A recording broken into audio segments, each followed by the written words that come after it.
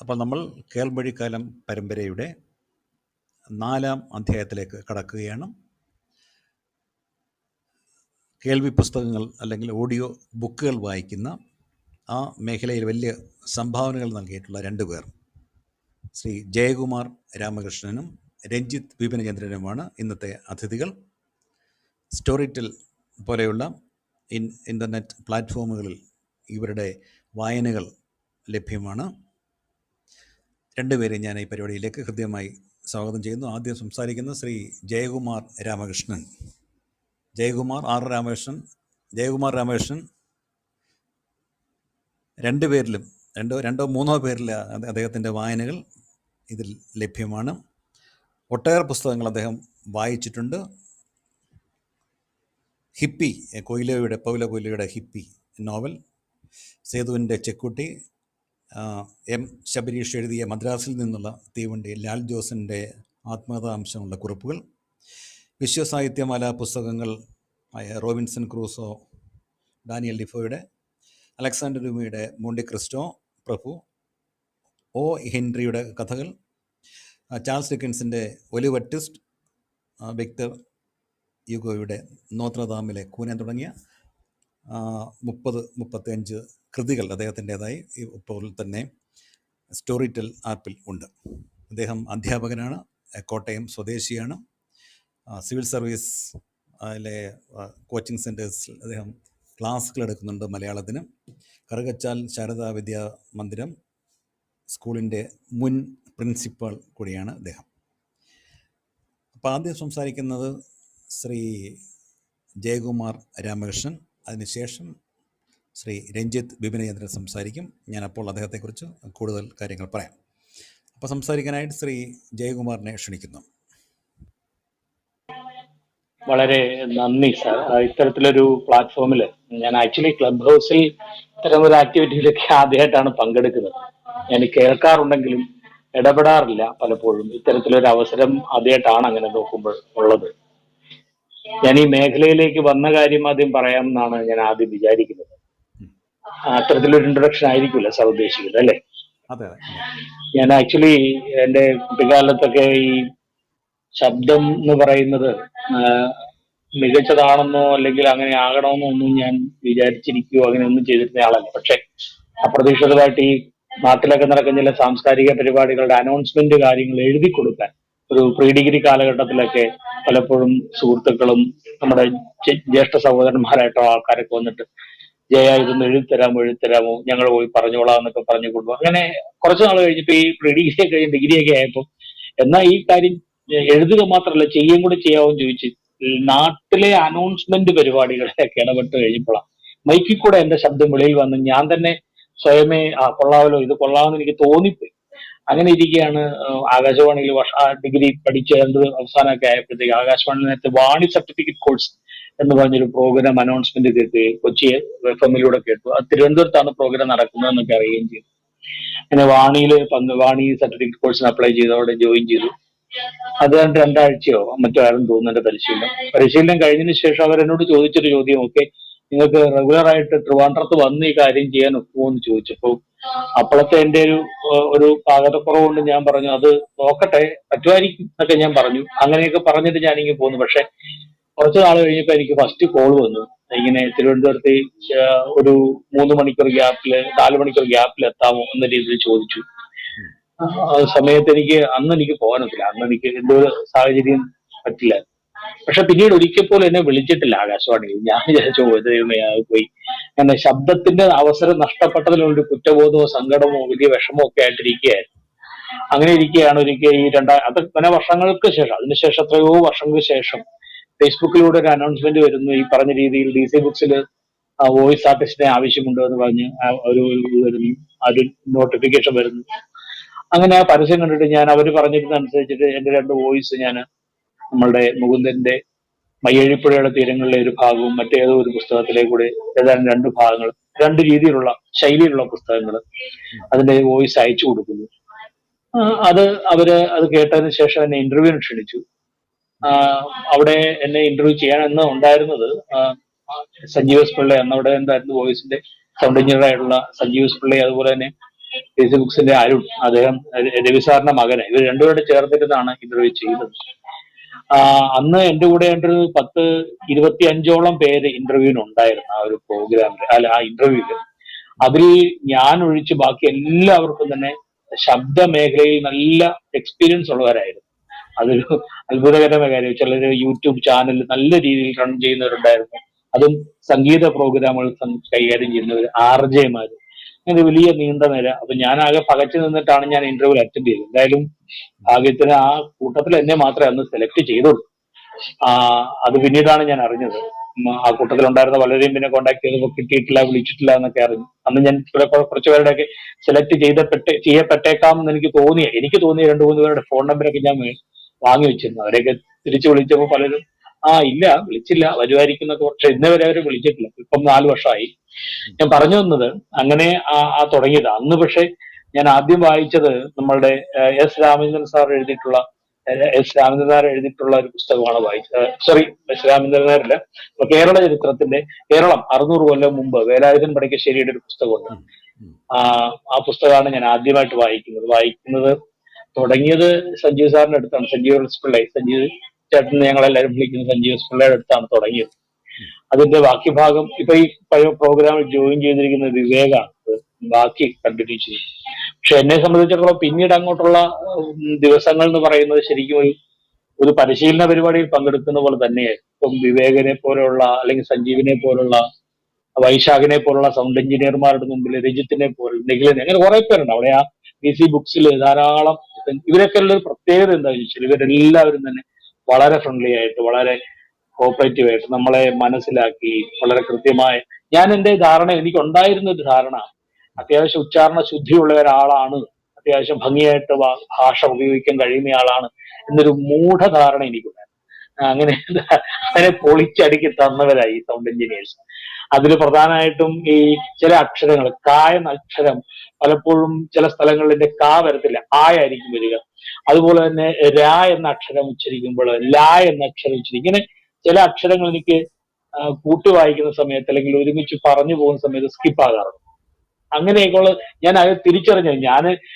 എന്നിലെ ഞാനെ കണ്ടിരുന്നത് ഞാൻ വളരെ ഗംഭീരനായ ഒരു സൗണ്ട് കൃത്യമായിട്ട് പറയുന്ന ആളെന്ന്, അതൊക്കെ പൊളിച്ചെടുക്കാനൊക്കെ സാധിച്ചു എന്നുള്ളതാണ് വളരെ രസകരമായ ഒരു കാര്യം എന്ന് പറയുന്നത്. അങ്ങനെ അങ്ങനെ തുടർച്ചയായിട്ടുള്ള ഒരു കാലഘട്ടത്തിലൂടെ 4 വർഷം തുടർച്ചയായിട്ട്, അതായത് എനിക്ക് ഈ പറഞ്ഞ 2020 കാലഘട്ടങ്ങളിലാണ് ഈ പറഞ്ഞ രീതിയിലൊരു ഫേസ്ബുക്ക്, അതായത് ആ സമയത്തുണ്ടായിരുന്ന ഒരു പ്രത്യേകത, ഞാൻ വർക്ക് ചെയ്യുന്ന സ്ഥാപനത്തിലായാലും പെട്ടെന്ന് ഈ പറഞ്ഞ കോവിഡിന്റെ സമയം വന്നു. 2018 മുതൽ നമുക്കറിയാം എല്ലാ മേഖലയിലും ഒരു വലിയ, ബിസിനസ് മേഖലയിലും അതുപോലെ തന്നെ മറ്റെല്ലാ മേഖലയിലും വലിയ ഇടിവുണ്ടായിരുന്നു. 2020 ആയപ്പോ അതിന്റെ രൂക്ഷത അതിശക്തമായിട്ട് കോവിഡ് കൂടിയിട്ട് എന്തിനീന്ന് അറിയാൻ മേലാതെ വല്ലാത്തൊരു ടെൻഷൻ നിൽക്കുന്ന സമയത്താണ് ഈ പറഞ്ഞ രീതിയിൽ ഒരു അവസരം കാണുകയും ഞാൻ അതിന്റെ ചാടി വീഴുകയും ചെയ്തു. പക്ഷെ അത് എന്നെ സംബന്ധിച്ചിടത്തോളം വലിയ സന്തോഷമുള്ള ഒരു കാര്യം. കാരണം പുസ്തകങ്ങൾ വായിക്കുക എന്ന് പറയുന്നത്, അത് പേഴ്സണലി, വ്യക്തിപരമായിട്ട് പുസ്തകങ്ങൾ വായിക്കുക എന്ന് പറയുന്നതിൽ അത്രയും സന്തോഷം മറ്റൊന്നും എനിക്കില്ല. അപ്പൊ ആ ഒരു കാര്യത്തില് ഇത്തരത്തിൽ നമുക്കൊരു ഏണിംഗ് പ്ലസ് സന്തോഷം, ഇത് വലിയ കാര്യമാണല്ലോ. അപ്പൊ അത് ആ രീതിയിൽ ഒരു വലിയ അവസരമാണ് ഞാൻ അനുഭവിച്ചു കൊണ്ടിരിക്കുന്നത്, അത് ആസ്വദിച്ചു കൊണ്ടിരിക്കുന്നത്. ഞാനിപ്പോ ആക്ച്വലി ജോലി ചെയ്യുന്നതായിട്ടല്ല, എനിക്കത് ആസ്വദിച്ചാണ് ഞാൻ ഈ കാര്യം ചെയ്യുന്നത് എന്നുള്ള കാര്യം ചേർത്ത് വെക്കും. അത്രയുമാണ് എനിക്ക് ആമുഖമായിട്ട് പറയാനുള്ളത് സാർ. Thank you. ബാക്കി 2ാം റൗണ്ടിൽ തീർച്ചയായിട്ടും 2ാമത്തെ റൗണ്ട് സംസാരിക്കാൻ തീർച്ചയായിട്ടും.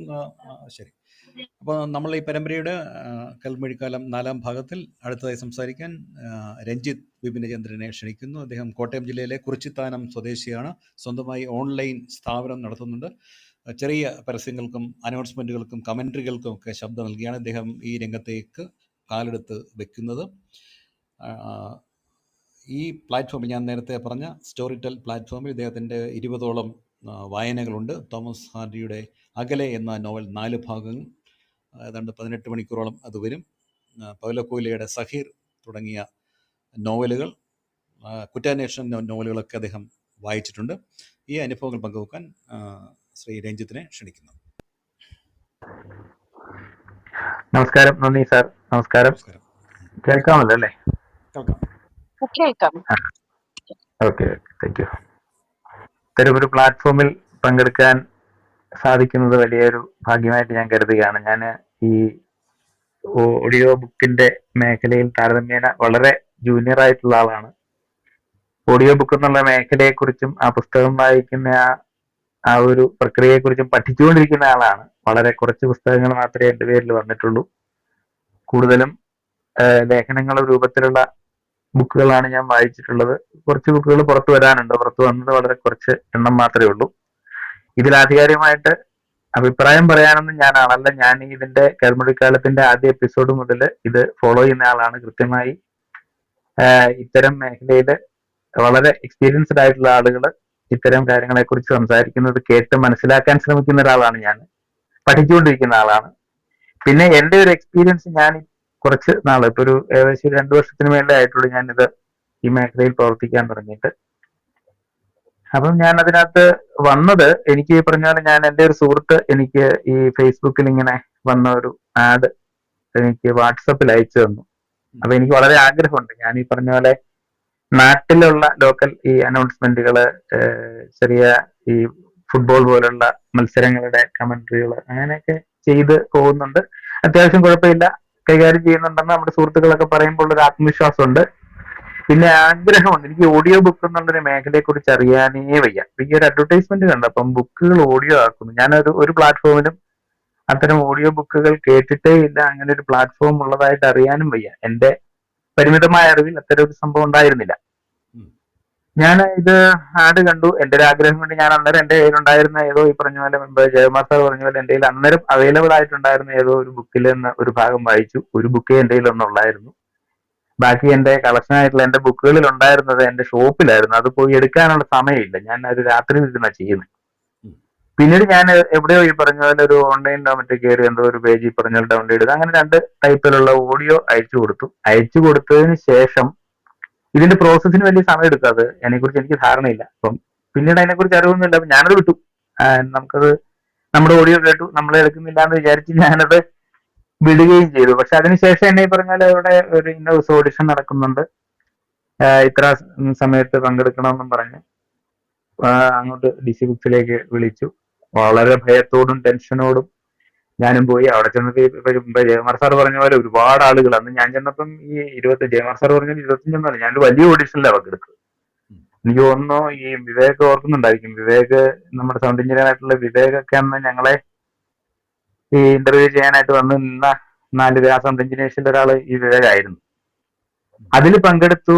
അതില് ഇവര് കാര്യങ്ങൾ പറഞ്ഞു. ഒന്നും വളരെ, അത് ഇവര് ഇൻട്രൊഡക്ഷൻ എന്ന് പറയുന്നത് എനിക്ക് തോന്നുന്നു സംസാരിച്ചത് വൈശാഖാണെന്ന് തോന്നുന്നു. വളരെ ഫ്രണ്ട്ലി ആയിട്ട്, ഒന്നും പേടിക്കണ്ട, നിങ്ങൾ വളരെ ഫ്രീ ആയിട്ട് ചെയ്താൽ മതി എന്ന് പറഞ്ഞ് നമുക്കൊരു 3 മാറ്റർ തന്നു. അത് 3 ഒന്ന് വായിച്ച് നിങ്ങൾക്ക് എങ്ങനെയാണോ വായിക്കാൻ പറ്റുന്നത് അങ്ങനെ വായിച്ചു. അപ്പോൾ അത് അവരുടെ ആ ഇൻട്രൊഡക്ഷൻ ഒക്കെ നമുക്ക് വളരെ സമാധാനം തന്നു. ഞാൻ രജിത്ത്, അദ്ദേഹം കൈകാര്യം ചെയ്യുന്ന സ്റ്റുഡിയോയിൽ പോയി. എന്നെ അവിടെയാണ് ഓഡിഷൻ എടുത്ത്. ഞാൻ ഓഡിഷനിൽ പങ്കെടുത്തു. വളരെ ടെൻഷൻ അടിച്ച് വിയർത്ത് ആകെ പരവേശപ്പെട്ടൊക്കെ ഞാൻ 2-3 മാറ്റർ വായിച്ചു. വായിച്ചതിന് ശേഷം രജിത്തിന്റെ അടുത്ത് വന്നിട്ട് ഞാൻ ചോദിച്ചു, എനിക്ക് ആകെ ടെൻഷൻ ആയിരുന്നു, എങ്ങനെയാണെന്ന് അറിയില്ല. അത് കുഴപ്പമൊന്നുമില്ല, ഒരു പ്രശ്നമില്ല. കൂളായിട്ട് സംസാരിച്ച് വളരെ ഫ്രണ്ട്ലി ആയിട്ട് അന്ന് പിരിഞ്ഞു. അതിനുശേഷം ഈ പറഞ്ഞ പോലെ ഇതിന്റെ അന്ന് ഒരു വലിയ ഓഡിഷൻ നടന്നത്. അപ്പൊ അതിൽ പങ്കെടുത്തവരെ ക്ഷണിക്കാനൊക്കെ കുറച്ച് ഇതിന്റെ പ്രോസസ്സിങ് സമയം എടുത്തു. അന്നും ഞാൻ വീണ്ടും വിചാരിക്കുന്നത്, എനിക്ക് ഒട്ടും കോൺഫിഡൻസ് ഇല്ലാത്ത ഒരാളാണ്. എനിക്കറിയില്ല അപ്പൊ നമുക്ക് ഇത് എങ്ങനെ കൈകാര്യം ചെയ്തു, ഇതിലെന്താ ഓഡിയോ ബുക്കിന്റെ മേഖല എന്താ, ഇതിലെന്താ വായിച്ചു വെക്കേണ്ടതെന്ന് നമുക്കറിയില്ല. പക്ഷെ വീണ്ടും അവിടെ എനിക്ക് കോള് വന്ന സമയത്ത് ഞാൻ ഹോസ്പിറ്റലൈസ്ഡ് ആയിരുന്നു. എനിക്കൊരു ചെറിയ മൈനർ സർജറി ഉണ്ടായിരുന്നു, ഹോസ്പിറ്റലൈസ്ഡ് ആയിരുന്നു. അപ്പൊ അന്ന് തന്നെ അവിടെ നിന്ന് വിളിച്ചപ്പോൾ ഞാൻ പറഞ്ഞു ഇങ്ങനെ ഹോസ്പിറ്റലിലാണ്.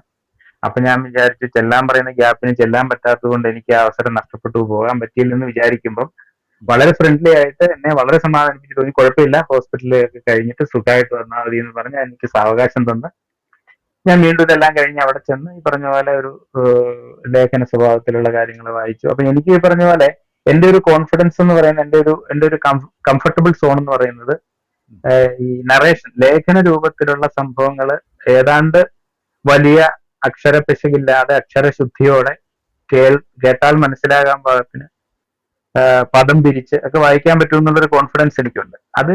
അത് വെച്ചിട്ടാണ് നമ്മൾ വായിക്കുന്നത്. വായിച്ചു കേട്ടപ്പോ ഈ പറഞ്ഞ പോലെ നമ്മുടെ ചില ധാരണകൾ, ഇവരുടെ ഈ സൗണ്ട് എഞ്ചിനീയേഴ്സിന്റെ ഒക്കെ എക്സ്പീരിയൻസ് വെച്ചിട്ട് ചില നിർദ്ദേശങ്ങളും ഉപദേശങ്ങളും ഇവർ നമുക്ക് തന്നത് വളരെ അതിനകത്ത് നമുക്ക് പ്രയോജനപ്പെട്ടു. വൈശാഖാണെങ്കിലും വിവേകാണെങ്കിലും അത്തരം നിർദ്ദേശങ്ങൾ തന്നത്. ഞാൻ ആദ്യം റെക്കോർഡിങ് തുടങ്ങുന്നത് വൈശാഖിന്റെ സ്റ്റുഡിയോയിലാണ്. അദ്ദേഹം എനിക്ക് ഞാൻ വായിച്ചു നോക്കുമ്പോൾ എൻ്റെ ഒരു പ്രശ്നം, ഞാൻ ഈ കൊച്ചിലെ തൊട്ട് ബുക്കുകളായിക്കോട്ടെ പേപ്പർ ആയിക്കോട്ടെ എന്ത് കിട്ടിയ നോട്ടീസുകൾ, ഈ ഉത്സവങ്ങളുടെയൊക്കെ നോട്ടീസ് ആണെങ്കിൽ ആദ്യം മുതൽ അവസാനം വരെ ഉച്ചത്തിൽ വായിക്കുന്ന ഒരു സ്വഭാവം എനിക്ക് കൊച്ചിലെ മുതലുണ്ട്. ഈ ഒരു അതെന്റെ എന്തോ എന്തോ ഇഷ്ടമാണ്. നോട്ടീസ് ആദ്യം മുതൽ അവസാനം വരെ പരസ്യങ്ങൾ ഉൾപ്പെടെ ഉറക്കെ വായിക്കും. അപ്പൊ അത് വെച്ചിട്ട് ഞാൻ വായിച്ചപ്പോൾ വൈശാഖ് പറഞ്ഞു കുഴപ്പമൊന്നുമില്ല സാറേ, അല്പം സ്പീഡ് കൂടുതലുണ്ട്, സ്പീഡ് കുറച്ചാൽ മതി എന്നൊക്കെ പറഞ്ഞു. വളരെ ഫ്രണ്ട്ലി ആണ്, നമുക്ക് വളരെ കംഫർട്ടബിൾ ആണ്. DC ബുക്സിലെ 4 സ്റ്റുഡിയോകളും വളരെ ഫ്രണ്ട്ലി ആയിട്ട് നമ്മളോട് അതുപോലെ നമ്മളെ കണക്കാക്കി നമ്മളെ കാര്യങ്ങൾ പറഞ്ഞു. ഇപ്പം വിവേകിനെയൊക്കെ സംബന്ധിച്ച് എനിക്ക് ഈ നോവൽ പോലുള്ള സംഭാഷണങ്ങൾ വരുന്ന ഭാഗങ്ങളൊക്കെ വായിക്കാൻ എനിക്ക് വളരെ പ്രയോജനം ചെയ്തിട്ടുള്ളത് ഈ വിവേക് തന്നിട്ടുള്ള ചില ടിപ്പുകളൊക്കെയാണ്. അതിൽ എനിക്കത് വളരെ ബുദ്ധിമുട്ടുള്ള ഒരു ഏരിയ ആയിരുന്നു. സംഭാഷണങ്ങൾ പോലെ പ്രസന്റ് ചെയ്യാൻ എനിക്ക് അതൊരു വളരെ ബുദ്ധിമുട്ട്. ഈ നറേഷൻ ആയിരുന്നു എന്റെ കംഫർട്ടബിൾ സോൺ.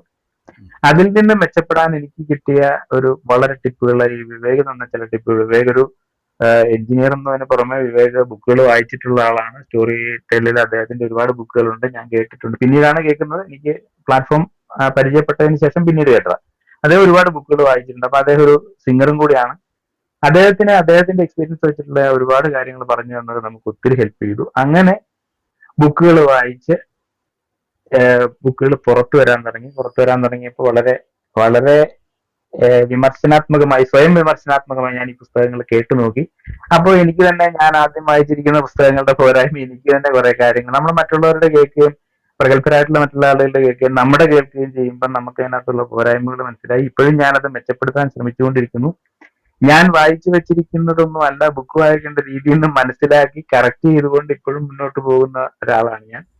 ഇതിൽ താരതമ്യേന അതൊരു വലിയ മേഖലയും വലിയ ഏരിയയുമാണ്. നമ്മളതിൽ നമ്മുടേതായ പിശകുകൾ വരാതെ നമുക്ക് പറ്റുന്നതിന്റെ മാക്സിമം, നമുക്കൊരു പരിധി ഉണ്ടല്ലോ, നമ്മുടെ ആഗ്രഹവും നമ്മുടെ ഇഷ്ടവും കൊണ്ട് നമ്മൾ പോയി അപ്പൊ അതിൽ ഓഡീഷൻ എടുത്ത് താരതമ്യേന കുഴപ്പമില്ലെന്ന് കാണുന്നത് കൊണ്ടായിരിക്കും ഇവർ വിളിക്കുന്നത്. അപ്പൊ അതിൽ നമ്മൾ നീതി പുലർത്താൻ പരമാവധി ശ്രമിച്ചുകൊണ്ട് മുന്നോട്ട് പോകണമെന്ന് ആഗ്രഹിച്ച് ബുക്കുകൾ വായിക്കുന്നതാണ്.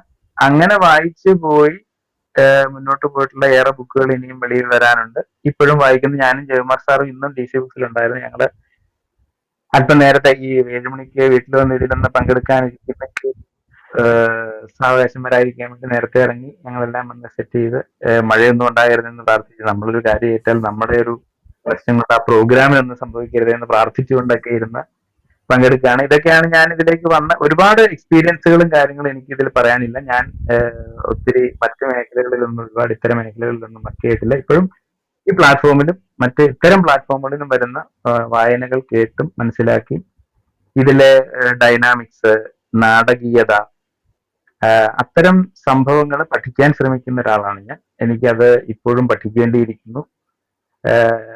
ലേഖന രൂപത്തിലുള്ളത് ഭംഗിയായി വായിക്കാൻ കഴിയുമെന്നൊരു കോൺഫിഡൻസോടെ തുടങ്ങിയ എനിക്ക് ഞാൻ ചെന്നെത്തിയ ഇതിന്റെ തുടക്കം വെച്ച DC ബുക്സ് എന്ന് പറയുന്ന ആ സ്ഥാപനം തന്ന ഒരു സപ്പോർട്ട് വളരെ വലുതാണ്. ഞാനത് ഈ ഒരു അവസരത്തിൽ നന്ദിയോടെ സ്മരിക്കുകയാണ്. എനിക്ക് മെച്ചപ്പെടാനും എന്റെ പോരായ്മകളെ മെച്ചപ്പെടുത്തിയെടുക്കാനും ഒക്കെ എന്നെ സഹായിച്ച ഒരുപാട് ആ സപ്പോർട്ടിന് ഞാൻ ആ എഞ്ചിനീയർമാരോടൊക്കെയുള്ള നന്ദി ഈ അവസരത്തിൽ, നമ്മുടെ ആ കൂട്ടത്തിൽ ഒരാൾ ഇതിൽ ജോയിൻ ചെയ്തിട്ടുണ്ട്, വിവേക്. അപ്പൊ അത് ഞാൻ ഈ അവസരത്തിൽ ഒത്തിരി ഓർക്കുകയാണ്. ഇതാണ് പ്രാഥമികമായി പെട്ടെന്ന് പറയാൻ എനിക്ക് ഓർമ്മ വരുന്നത്. പിന്നീട് ചോദ്യങ്ങൾ വരികയോ അല്ലെങ്കിൽ സന്ദർഭവശാൽ വരികയോ ചെയ്താൽ ഞാൻ കാര്യങ്ങൾ ബാക്കി എനിക്ക് എന്തെങ്കിലും ഉണ്ടെങ്കിൽ, ഒരുപാടൊന്നും പറയാനില്ലെന്ന് ഞാൻ വീണ്ടും പറയുന്നു, ഉള്ളത് ഞാൻ അത് പറയാന്ന് പറഞ്ഞ് പ്രാഥമിക റൗണ്ട് ഞാൻ അവസാനിപ്പിക്കാമെന്ന് വിചാരിക്കുന്നു. രഞ്ജിത്തെ, ഒരു കാര്യം കൂടി, ആദ്യമായിട്ട് വായിച്ചിട്ട് ഈ പ്ലാറ്റ്ഫോമിൽ വന്ന കൃതി ഏതാണ്? ആദ്യം വന്നത് ഒരു ഈ വിവർത്തന നോവലാണ് സാർ. അതായത് ഒരു അന്യഭാഷാ നോവലാണത്. ഏർ എന്നാണ് അതിന്റെ പേരെന്നാണ് ഞാൻ ഓർമ്മിക്കുന്നത്. അതാണ് ആദ്യം സ്റ്റോറി ടെല്ലില് വന്ന ബുക്ക്. അതിനുശേഷം പവിഴദ്വീപാണ് ആദ്യം വന്നത്. പവിഴദ്വീപ് വന്നതിന് ശേഷമാണ് ഏർ എന്ന് പറഞ്ഞ നോവൽ വന്നത്. ആ ബുക്കുകൾ രണ്ടുമാണ് ആദ്യം വന്നത്. പവിഴദ്വീപും ഏറും രണ്ടും വിവർത്തന ബുക്കുകളാണ്, കഥകൾ രൂപത്തിലുള്ള ബുക്കുകളാണ്. വിവേക് ഭൂഷൺ താഴെയുണ്ട്. കഴിഞ്ഞ ആഴ്ചകളിലൊക്കെ രഞ്ജിത്തും ഉണ്ടായിരുന്നു. അല്ല, സോറി, വൈശാഖം ഉണ്ടായിരുന്നു. രണ്ടുപേരും രണ്ടുപേരും എഞ്ചിനീയർമാർ മാത്രമല്ല, താങ്കൾ പറഞ്ഞ പോലെ പുസ്തകങ്ങൾ വായിച്ചിട്ടുണ്ട്, ഓഡിയോ ബുക്കുകൾ വായിച്ചിട്ടുണ്ട്. ഇവർ രണ്ടുപേരെയും ഈ വേദിയിൽ ഞങ്ങൾ ക്ഷണിക്കുന്നുണ്ട്. ഈ ചർച്ചയിലും ഇവർ പങ്കെടുക്കും എന്ന് ഞങ്ങൾ പ്രതീക്ഷിക്കുന്നു. തിരിച്ച് നമുക്ക് അടുത്ത റൗണ്ടിലേക്ക് പോകാം അല്ലേ ഹേമ? അതെ സർ, അതെ. അപ്പം നമ്മൾ ജയകുമാറിലേക്ക് തിരിച്ചു പോകുന്നു. അപ്പം ഞാൻ ജയകുമാറിൻ്റെ അനുഭവങ്ങൾ പറഞ്ഞില്ല. നമുക്ക് ഇതിനകത്ത് ആദ്യം വന്ന് ബാക്ക്ഗ്രൗണ്ടൊക്കെ പറഞ്ഞു.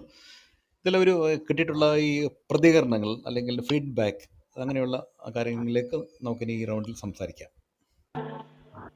നമസ്കാരം. അതായത് സത്യത്തിലെ ഈ ഫീഡ്ബാക്ക് വളരെ ഭയത്തോടു കൂടി മാത്രം ഓപ്പൺ ചെയ്യുന്ന ഒരാളാണ് ഞാൻ. പെട്ടെന്ന് ഒരുപക്ഷെ സെൻസിറ്റീവ് ആയ ഒരു മനസ്സ് ഉണ്ടാകാം, അതുകൊണ്ടായിരിക്കാം ഞാൻ പലപ്പോഴും ഫീഡ്ബാക്ക് വളരെ സൂക്ഷിച്ചാണ് ഓപ്പൺ ചെയ്യാറ്. ആശ്വാസകരമായ കമന്റുകളാണ് ധാരാളമായി കണ്ടിട്ടുള്ളത്, പ്രോത്സാഹനജനകമായ കമന്റുകൾ. എന്നാൽ പരുഷമായ വിമർശനങ്ങളും ഒക്കെ വന്നിട്ടുണ്ട് കേട്ടോ. ചില നോവലുകൾ ഇയാൾ ഇതിന് സ്യൂട്ടല്ല എന്നൊക്കെ പറഞ്ഞിട്ടൊക്കെ ചില കമന്റുകളൊക്കെ ഞാൻ കണ്ടിട്ടുണ്ട്. എന്നാൽ വളരെ നല്ല രീതിയിലുള്ള അഭിനന്ദനങ്ങളും ഉണ്ടായിട്ടുണ്ട്. പിന്നെ അനുഭവത്തിന്റെ കാര്യത്തിൽ വേറെ ഈ രീതിയിലുള്ള കേൾവിക്കാരുടെ അഭിപ്രായങ്ങളുടെ അടിസ്ഥാനത്തിൽ മാത്രമല്ല, സ്വന്തമായിട്ടുള്ള അനുഭവത്തിന്റെ അടിസ്ഥാനത്തിൽ നോക്കുമ്പോൾ ഞാൻ സ്വന്തമായിട്ട് ഈ പറഞ്ഞ രീതിയിൽ സ്റ്റോറി ടെൽ ഡൗൺലോഡ് ചെയ്ത് കേൾക്കാൻ ശ്രമിച്ച സമയത്തൊക്കെ തന്നെ വളരെ ഒന്ന് രണ്ട് പുസ്തകങ്ങൾ, എന്റെ സ്വന്തം പുസ്തകങ്ങൾ എനിക്ക് ത്രൂ ഔട്ട് കേൾക്കാൻ സാധിച്ചിട്ടുണ്ട്. കണ്ടിന്യൂസ് ആയിട്ട് ഒരു ഫുൾ പുസ്തകം സ്വന്തം ശബ്ദം കുറച്ചു നേരം കേട്ട് കഴിയുമ്പോൾ നമുക്ക് ബോറടിക്കുന്ന ഒരു സ്വഭാവം എനിക്കുണ്ട്. അതുപോലെ തന്നെ അപ്പൊ അതുകൊണ്ട് പല പുസ്തകങ്ങളും ഞാൻ സ്വയമേ കേട്ടില്ല. പക്ഷെ ഒരു പ്രത്യേകതയുള്ളത്, ആദ്യം ഇറങ്ങിയ പുസ്തകം, ഇപ്പൊ ഞാൻ പറഞ്ഞു, ആദ്യത്തെ എന്റെ പുസ്തകം കേരളം 600 കൊല്ലം മുമ്പ് എന്നുള്ള വേലായുധൻ പണിക്കശ്ശേരിയുടെ ഒരു പുസ്തകമാണ് ഞാൻ ആദ്യം വായിച്ചത്. ആദ്യമായിട്ട് എന്റെ പുസ്തകം സ്റ്റോറി ടെല്ലിൽ അല്ലെങ്കിൽ ഇങ്ങനത്തെ പ്ലാറ്റ്ഫോമിൽ, ഓൺലൈൻ പ്ലാറ്റ്ഫോമിൽ വരികയും ചെയ്യുന്നത് ആ ഒരു പുസ്തകമാണ്. പക്ഷെ ആ പുസ്തകം എനിക്ക് പൂർണ്ണമായിട്ട് കേൾക്കാൻ ഇതുവരെ സാധിച്ചിട്ടില്ല.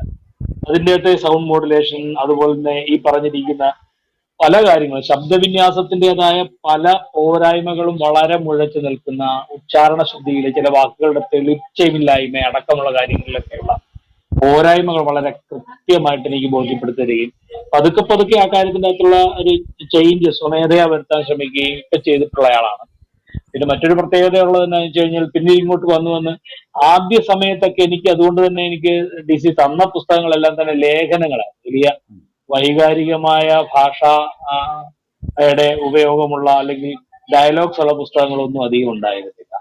പകരം ഈ പറഞ്ഞ രീതിയിൽ വളരെ സിമ്പിൾ ആയിട്ടുള്ള ലേഖന സമാഹാരങ്ങളായിരുന്നു ഉണ്ടായിരുന്നത്. അതിൽ തന്നെ വളരെ സന്തോഷമുള്ള ഇനി വായിച്ച പുസ്തകങ്ങളെ പറ്റി പറയുന്ന സമയത്ത് എടുത്തു പറയേണ്ട ഒരു കാര്യമുള്ളത്, അതിൽ വളരെ നിർണായക, കേരളത്തിലെ വളരെ പ്രധാനപ്പെട്ട അല്ലെങ്കിൽ മലയാളത്തിലെ വളരെ പ്രധാനപ്പെട്ട പല പുസ്തകങ്ങളും വായിക്കാൻ സാധിച്ചു എന്നുള്ളത്, പ്രത്യേകിച്ചും ഞാൻ ആഗ്രഹിച്ചിരുന്ന പുസ്തകം. ഉദാഹരണത്തിന് ഇപ്പൊ സിദ്ധാർത്ഥ, എന്റെ ഒരു സാഹിത്യ പാരായണത്തിന്റെ കാലഘട്ടത്തിൽ, പുസ്തക വായനയുടെ കാലഘട്ടത്തിൽ എന്നെ ഇളക്കി മറിച്ചൊരു പുസ്തകം സിദ്ധാർത്ഥ എന്ന് പറയുന്നത്. കാരണം ഒരിക്കലും ഞാൻ നോവൽ അതുവരെ വായിച്ചിരുന്ന വളരെ ഒരുപക്ഷെ എന്റെ നോവൽ സങ്കല്പങ്ങളെ, സാഹിത്യ സങ്കല്പങ്ങളെയൊക്കെ ഇളക്കി മറിച്ച ആദ്യത്തെ പുസ്തകം എന്റെ ഈ കോളേജ് പഠന കാലത്ത്. അന്ന് ഞാൻ ഈ പറഞ്ഞ രീതിയിൽ സ്റ്റോറി ടെല്ലിലേക്കൊന്നും വന്നിട്ടില്ല, അല്ലെങ്കിൽ DC ബുക്സിൽ വന്നിട്ടില്ല. അന്ന് ഈ പറഞ്ഞ രീതിയിൽ കോളേജിൽ പഠിച്ചിരുന്ന സമയത്ത് ഇതുപോലെ ഞാൻ ആദ്യമായിട്ട് സിദ്ധാർത്ഥ കോളേജ് ലൈബ്രറിയിൽ നിന്ന് എടുത്ത് വായിക്കാൻ പറ്റി. ഇത് ഇങ്ങനൊരു പുസ്തകം ഇങ്ങനെ എഴുതാൻ സാധിക്കുന്നു, അല്ലെങ്കിൽ ഇത്ര മനോഹരമായിട്ടൊരു മനുഷ്യന്റെ മനസ്സിനെ ഇങ്ങനെ അവതരിപ്പിച്ചതിനെ പറ്റിയിട്ടൊക്കെ സൂക്ഷ്മമായിട്ട് അവതരിപ്പിച്ചതിലൊക്കെ ഞാൻ ഞെട്ടിപ്പോയിട്ടുണ്ട്. അതിനുശേഷമാണ് പിന്നെ അത്തരത്തിലുള്ള പുസ്തകങ്ങൾ, അല്ലെങ്കിൽ ആ ലെവലിൽ ഖസാക്കിന്റെ ഇതിഹാസം പോലുള്ള പുസ്തകങ്ങളിലേക്കൊക്കെ എന്നെ വഴിതിരിച്ചു വിട്ടത് സത്യത്തിൽ സിദ്ധാർത്ഥയാണ്. വർഷങ്ങൾക്ക് ശേഷം പിന്നീട് ഈ സ്റ്റോറി ടെല്ലില് അല്ലെങ്കിൽ ഈ DC ബുക്സിൽ വായിക്കാൻ വന്ന സമയത്ത് സിദ്ധാർത്ഥ എന്റെ കയ്യിൽ കിട്ടിയ സമയത്ത് എനിക്ക് ഭയങ്കര സന്തോഷമായി, വളരെ വലിയ സന്തോഷം എനിക്ക് തോന്നി. അത് വളരെ ആത്മാർത്ഥത്തോട് ഹൃദയപൂർവ്വം എനിക്ക് വായിക്കാൻ സാധിച്ച ഒരു പുസ്തകങ്ങളിൽ ഒന്നാണത്. അതുപോലെ എടുത്തു പറയേണ്ട മറ്റൊരു പ്രധാനപ്പെട്ട പുസ്തകം ഫാദർ ടി ജെ ജോഷുവ. അദ്ദേഹം കഴിഞ്ഞ ദിവസം മരണമടഞ്ഞു, കാലം ചെയ്തു. നമ്മുടെ മലയാള മനോരമയില് ഇന്നത്തെ ചിന്താ വിഷയം എന്ന് പറയുന്ന ആ ഒരു കോളം ചെയ്തിരുന്ന ഫാദർ ജോഷുവ. ഒരുപക്ഷെ നമുക്ക് എല്ലാവർക്കും, കേരളത്തിലെ മലയാളികൾക്ക് പ്രത്യേകിച്ചും, ഒരുപക്ഷെ ഇന്നത്തെ ചിന്താവിഷയം എന്ന ടൈറ്റിലായിരിക്കും അദ്ദേഹത്തെ കാൾ കൂടുതൽ പോപ്പുലർ ആയിട്ടുള്ളത്. കാരണം അത്രയേറെ മനോഹരമാണ്, വാല്യുബിൾ ആണ്, ജീവിതത്തെ അലകും പിടിയും മാറ്റാൻ പറ്റുന്ന രീതിയിലുള്ള ധാരാളം അദ്ദേഹത്തിന്റെ ഈ പറഞ്ഞ ചിന്താവിഷയത്തിന്റെ ഒരു സമാഹാരം DC ബുക്സ് പ്രസിദ്ധീകരിച്ചിട്ടുണ്ട്. ശുഭചിന്തകൾ, പ്രതിസന്ധികൾ നേരിടാൻ എന്ന് പറഞ്ഞിട്ടാണ് പുസ്തകത്തിലേക്ക്.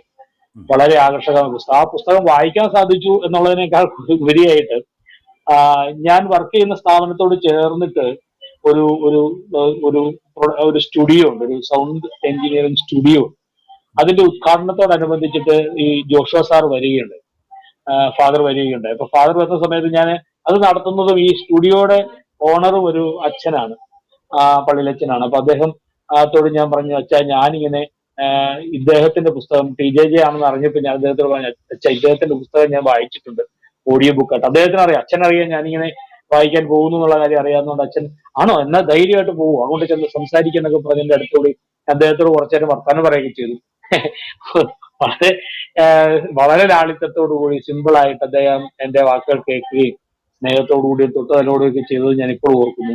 അപ്പൊ അങ്ങനെ ഉള്ള ചില അനുഭവങ്ങളൊക്കെ ഈ കൂട്ടത്തിൽ എനിക്ക് എടുത്തു പറയേണ്ടത്. അതുപോലെ തന്നെ ഈ വായനാനുഭവങ്ങളുടെ ഭാഗമായിട്ട് ചിന്തിക്കുമ്പോൾ മറ്റൊരു പ്രധാനപ്പെട്ട പുസ്തകം എന്ന് പറയുന്നത് കേരളത്തിന്റെ ചരിത്ര ശില്പികൾ എന്ന് പറയുന്നത്.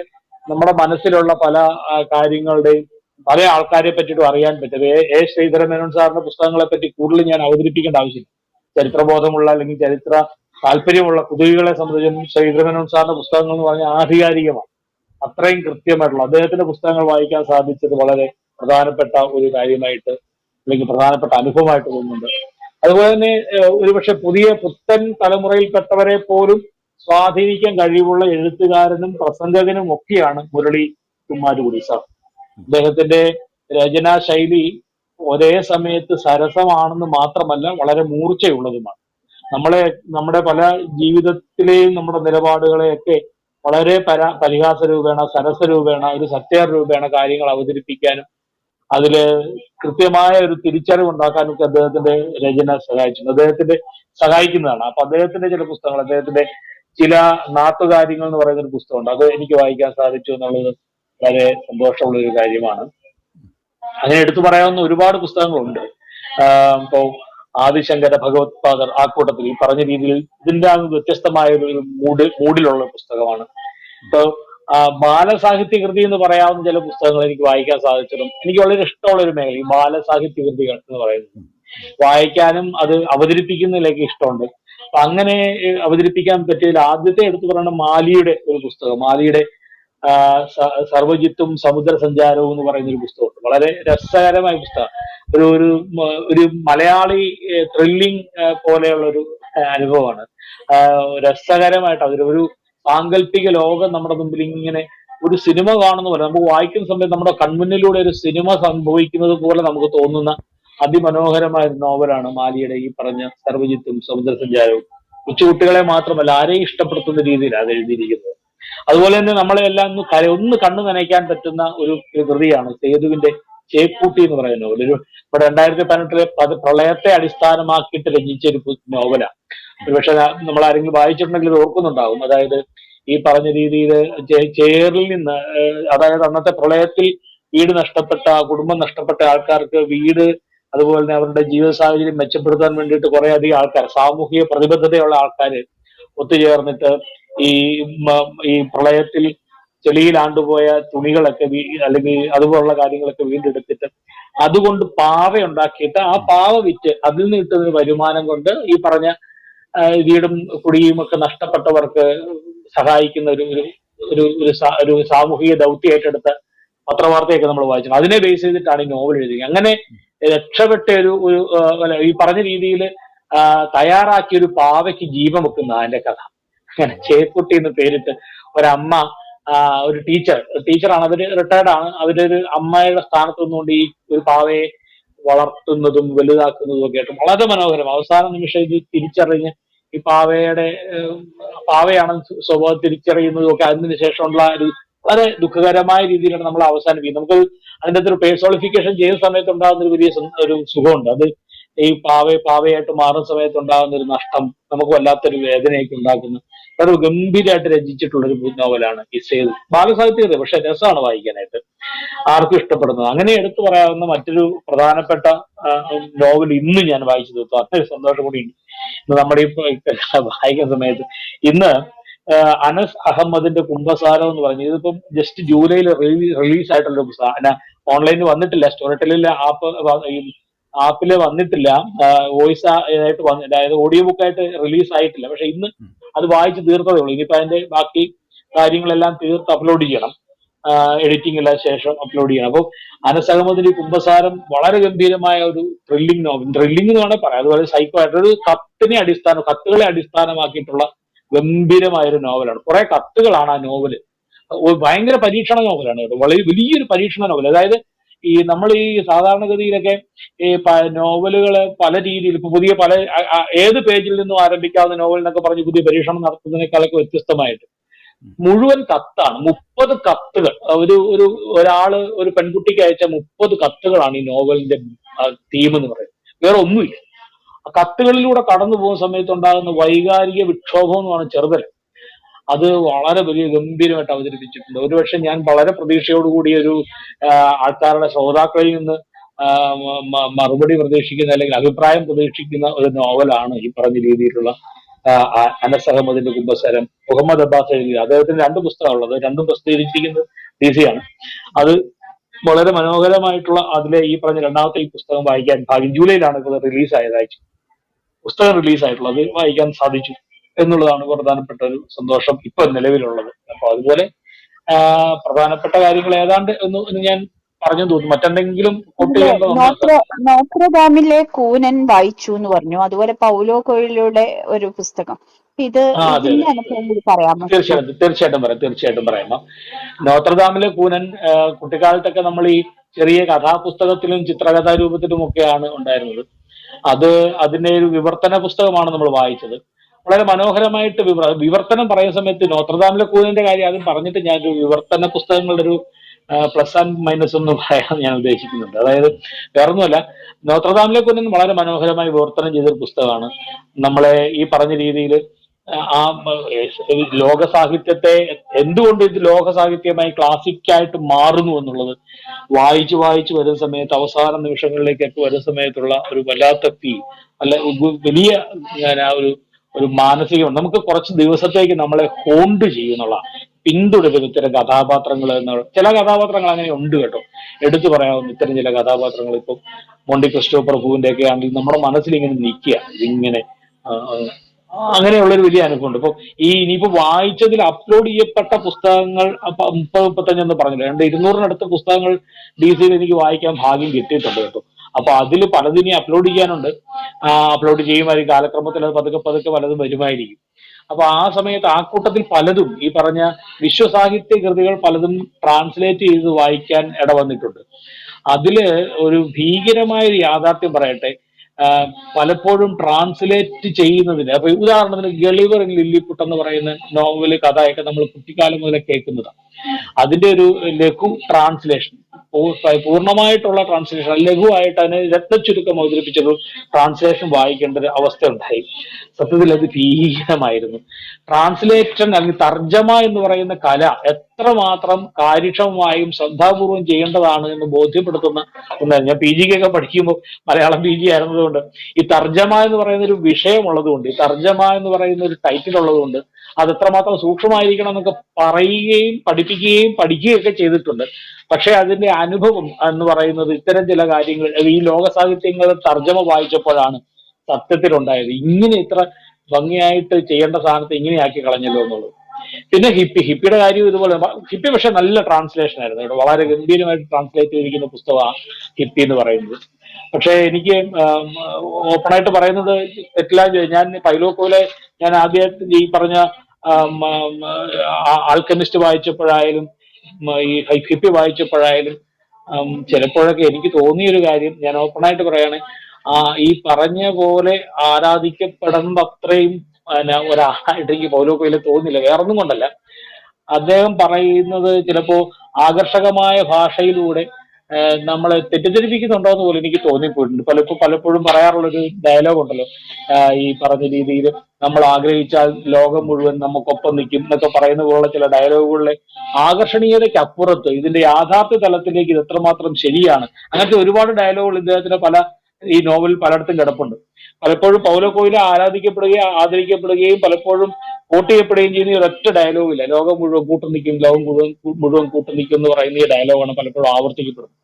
എന്റെ അറിവില്ലായ്മ കൊണ്ടോ വിഷയധാരണ കുറവ് കൊണ്ടോ ഒക്കെ ആയിരിക്കാം ഒരു പക്ഷെ എനിക്ക് അങ്ങനെ തോന്നിയത്. പക്ഷെ എനിക്ക് അങ്ങനെ തോന്നി എന്നുള്ളതാണ് യാഥാർത്ഥ്യം. ഹിപ്പി ഞാൻ വായിച്ചു, നല്ല പുസ്തകമാണ്. ഈ പറഞ്ഞ രീതിയിൽ പുതിയ ഒരുപക്ഷെ എനിക്ക് ആൽക്കമിസ്റ്റിനേക്കാൾ കൂടുതൽ ഇഷ്ടപ്പെട്ട പുസ്തകമാണ് ഹിപ്പി എന്ന് പറയുന്ന പോലെ, അത് സംശയമില്ലാത്ത കാര്യം കേട്ടോ. കേൾവിക്ക് പറ്റുന്ന അല്ലെങ്കിൽ കേട്ടിരിക്കാൻ തോന്നുന്ന രീതിയിലുള്ള ഒരു നറേഷനാണ് ഈ പറഞ്ഞ ഹിപ്പിക്ക് ഉള്ളത് എന്ന് ഞാൻ വിശ്വസിക്കുന്നു. ഒരുപക്ഷെ ആൽക്കമിസ്റ്റിനേക്കാൾ ഭംഗിയുള്ള പുസ്തകം ഹിപ്പി ആണെന്ന് ഞാൻ വിശ്വസിക്കുന്നു. കാരണം ഈ കാൻ എന്ന് പറയുന്ന ചലച്ചിത്ര മേഖല, കാൻ ചലച്ചിത്ര ലോകം, അത് ഒരുപക്ഷെ ഈ ചലച്ചിത്ര ലോകത്തിലെ ഈ പറഞ്ഞ രീതിയിലുള്ള ഇപ്പൊ തൊട്ട് ഞാനിത് വായിക്കുന്ന സമയത്ത് ആക്ച്വലി എടുത്തു പറയാൻ കാരണം ഹിപ്പി എന്ന് പറയുന്ന നോവൽ ഞാൻ വായിക്കുന്ന സമയത്ത്, DC വായിക്കുന്ന സമയത്ത് കാൻ ചലച്ചിത്രമേള നടക്കുന്ന നമ്മുടെ ആ തണ്ണിമത്തൻ ബാഗ് ഇഷ്യൂ ഒക്കെ നടക്കുന്ന സമയത്താണ് ഞാൻ ഇത് വായിക്കുന്നത്. അപ്പൊ എന്താണ് കാൻ എന്നും അവിടെ എന്താണ് നടക്കുന്നതെന്നും സത്യത്തിൽ അതിന്റെ പിന്നിലെ ബിസിനസ് എന്താണെന്നും അതുകൊണ്ടുണ്ടാകുന്ന ഒരു അത്തരത്തിലുള്ള ഒരു വലിയ ഒരു സാമൂഹിക വിമർശനം കൂടി ആ പുസ്തകത്തിലുണ്ട്. അതുകൊണ്ട് തന്നെ ഞാൻ പറഞ്ഞത് ഈ ആൽക്കമിസ്റ്റിനേക്കാൾ എന്തുകൊണ്ടും മികച്ച പുസ്തകമാണ് ഹിപ്പി എന്ന കാര്യത്തെ യാതൊരു സംശയമില്ല. തീർച്ചയായിട്ടും വായിച്ചിരിക്കേണ്ടതോ കേട്ടിരിക്കേണ്ടതായ പുസ്തകമാണ് ഹിപ്പി എന്ന കാര്യത്തിൽ സംശയമില്ല. ദയവായിട്ട് എല്ലാവരും കേൾക്കുകയും ചെയ്യണം എന്നൊരു ക്വസ്റ്റ്യൻ കൂടിയുണ്ട്. ഹിപ്പി കേൾക്കുന്നത് നല്ലതാണ്. ഈ പറഞ്ഞ രീതിയിൽ എന്താണ് ഈ പറഞ്ഞ നമ്മുടെ നാട്ടിലെ അല്ലെങ്കിൽ ലോകത്തിൽ നടക്കുന്നത് എന്നുള്ള കാര്യം വ്യക്തമാക്കി തരുന്ന ഒരു പുസ്തകമാണ് ഹിപ്പി. അതൊക്കെയാണ് എനിക്ക് എടുത്ത് പറയാവുന്ന ഈ പറഞ്ഞ രണ്ട് കാര്യങ്ങൾ പുസ്തകങ്ങളെ പറ്റിയിട്ടും പറയാവുന്ന പ്രധാനപ്പെട്ട പോയിന്റുകൾ എന്ന് വിചാരിക്കും. മിക്കവാറും പുസ്തകങ്ങൾ വായിക്കാൻ തരുമ്പോൾ മാത്രമാണല്ലോ നമ്മുടെ മുന്നിലേക്ക് വരുന്നത്, അല്ലേ? താങ്കൾ സിദ്ധാർത്ഥ പോലെയുള്ളത് സ്കൂൾ പഠനകാലത്തൊക്കെ വായിച്ചിട്ടുണ്ട് എന്ന് പറയുകയുണ്ടായി. മിക്കവാറും പക്ഷേ ഈ വായിച്ചിട്ടുള്ള DC വേണ്ടി വായിച്ചിട്ടുള്ള സ്റ്റോറി ടെല്ലൊക്കെ വന്നുകൊണ്ടിരിക്കുന്ന പുസ്തകങ്ങൾ ഭൂരിപക്ഷവും ഒരുപക്ഷെ റെക്കോർഡിംഗ് റൂമിൽ എത്തുമ്പോഴായിരിക്കും മുന്നിലേക്ക് വരിക. അപ്പം അതിൻ്റെ ഭാവം, അതിലേക്ക് അതിൻ്റെ വികാര തീവ്രതയൊക്കെ വായിച്ചു വരുന്ന ഒരു അവസരത്തിൽ മനസ്സിൽ വരേണ്ടതല്ലേ? അങ്ങനെ അത് സാധിക്കുന്നത് 100%. അതിൻ്റെ അകത്ത് സംശയമൊന്നും ഇല്ലാത്ത കാര്യം.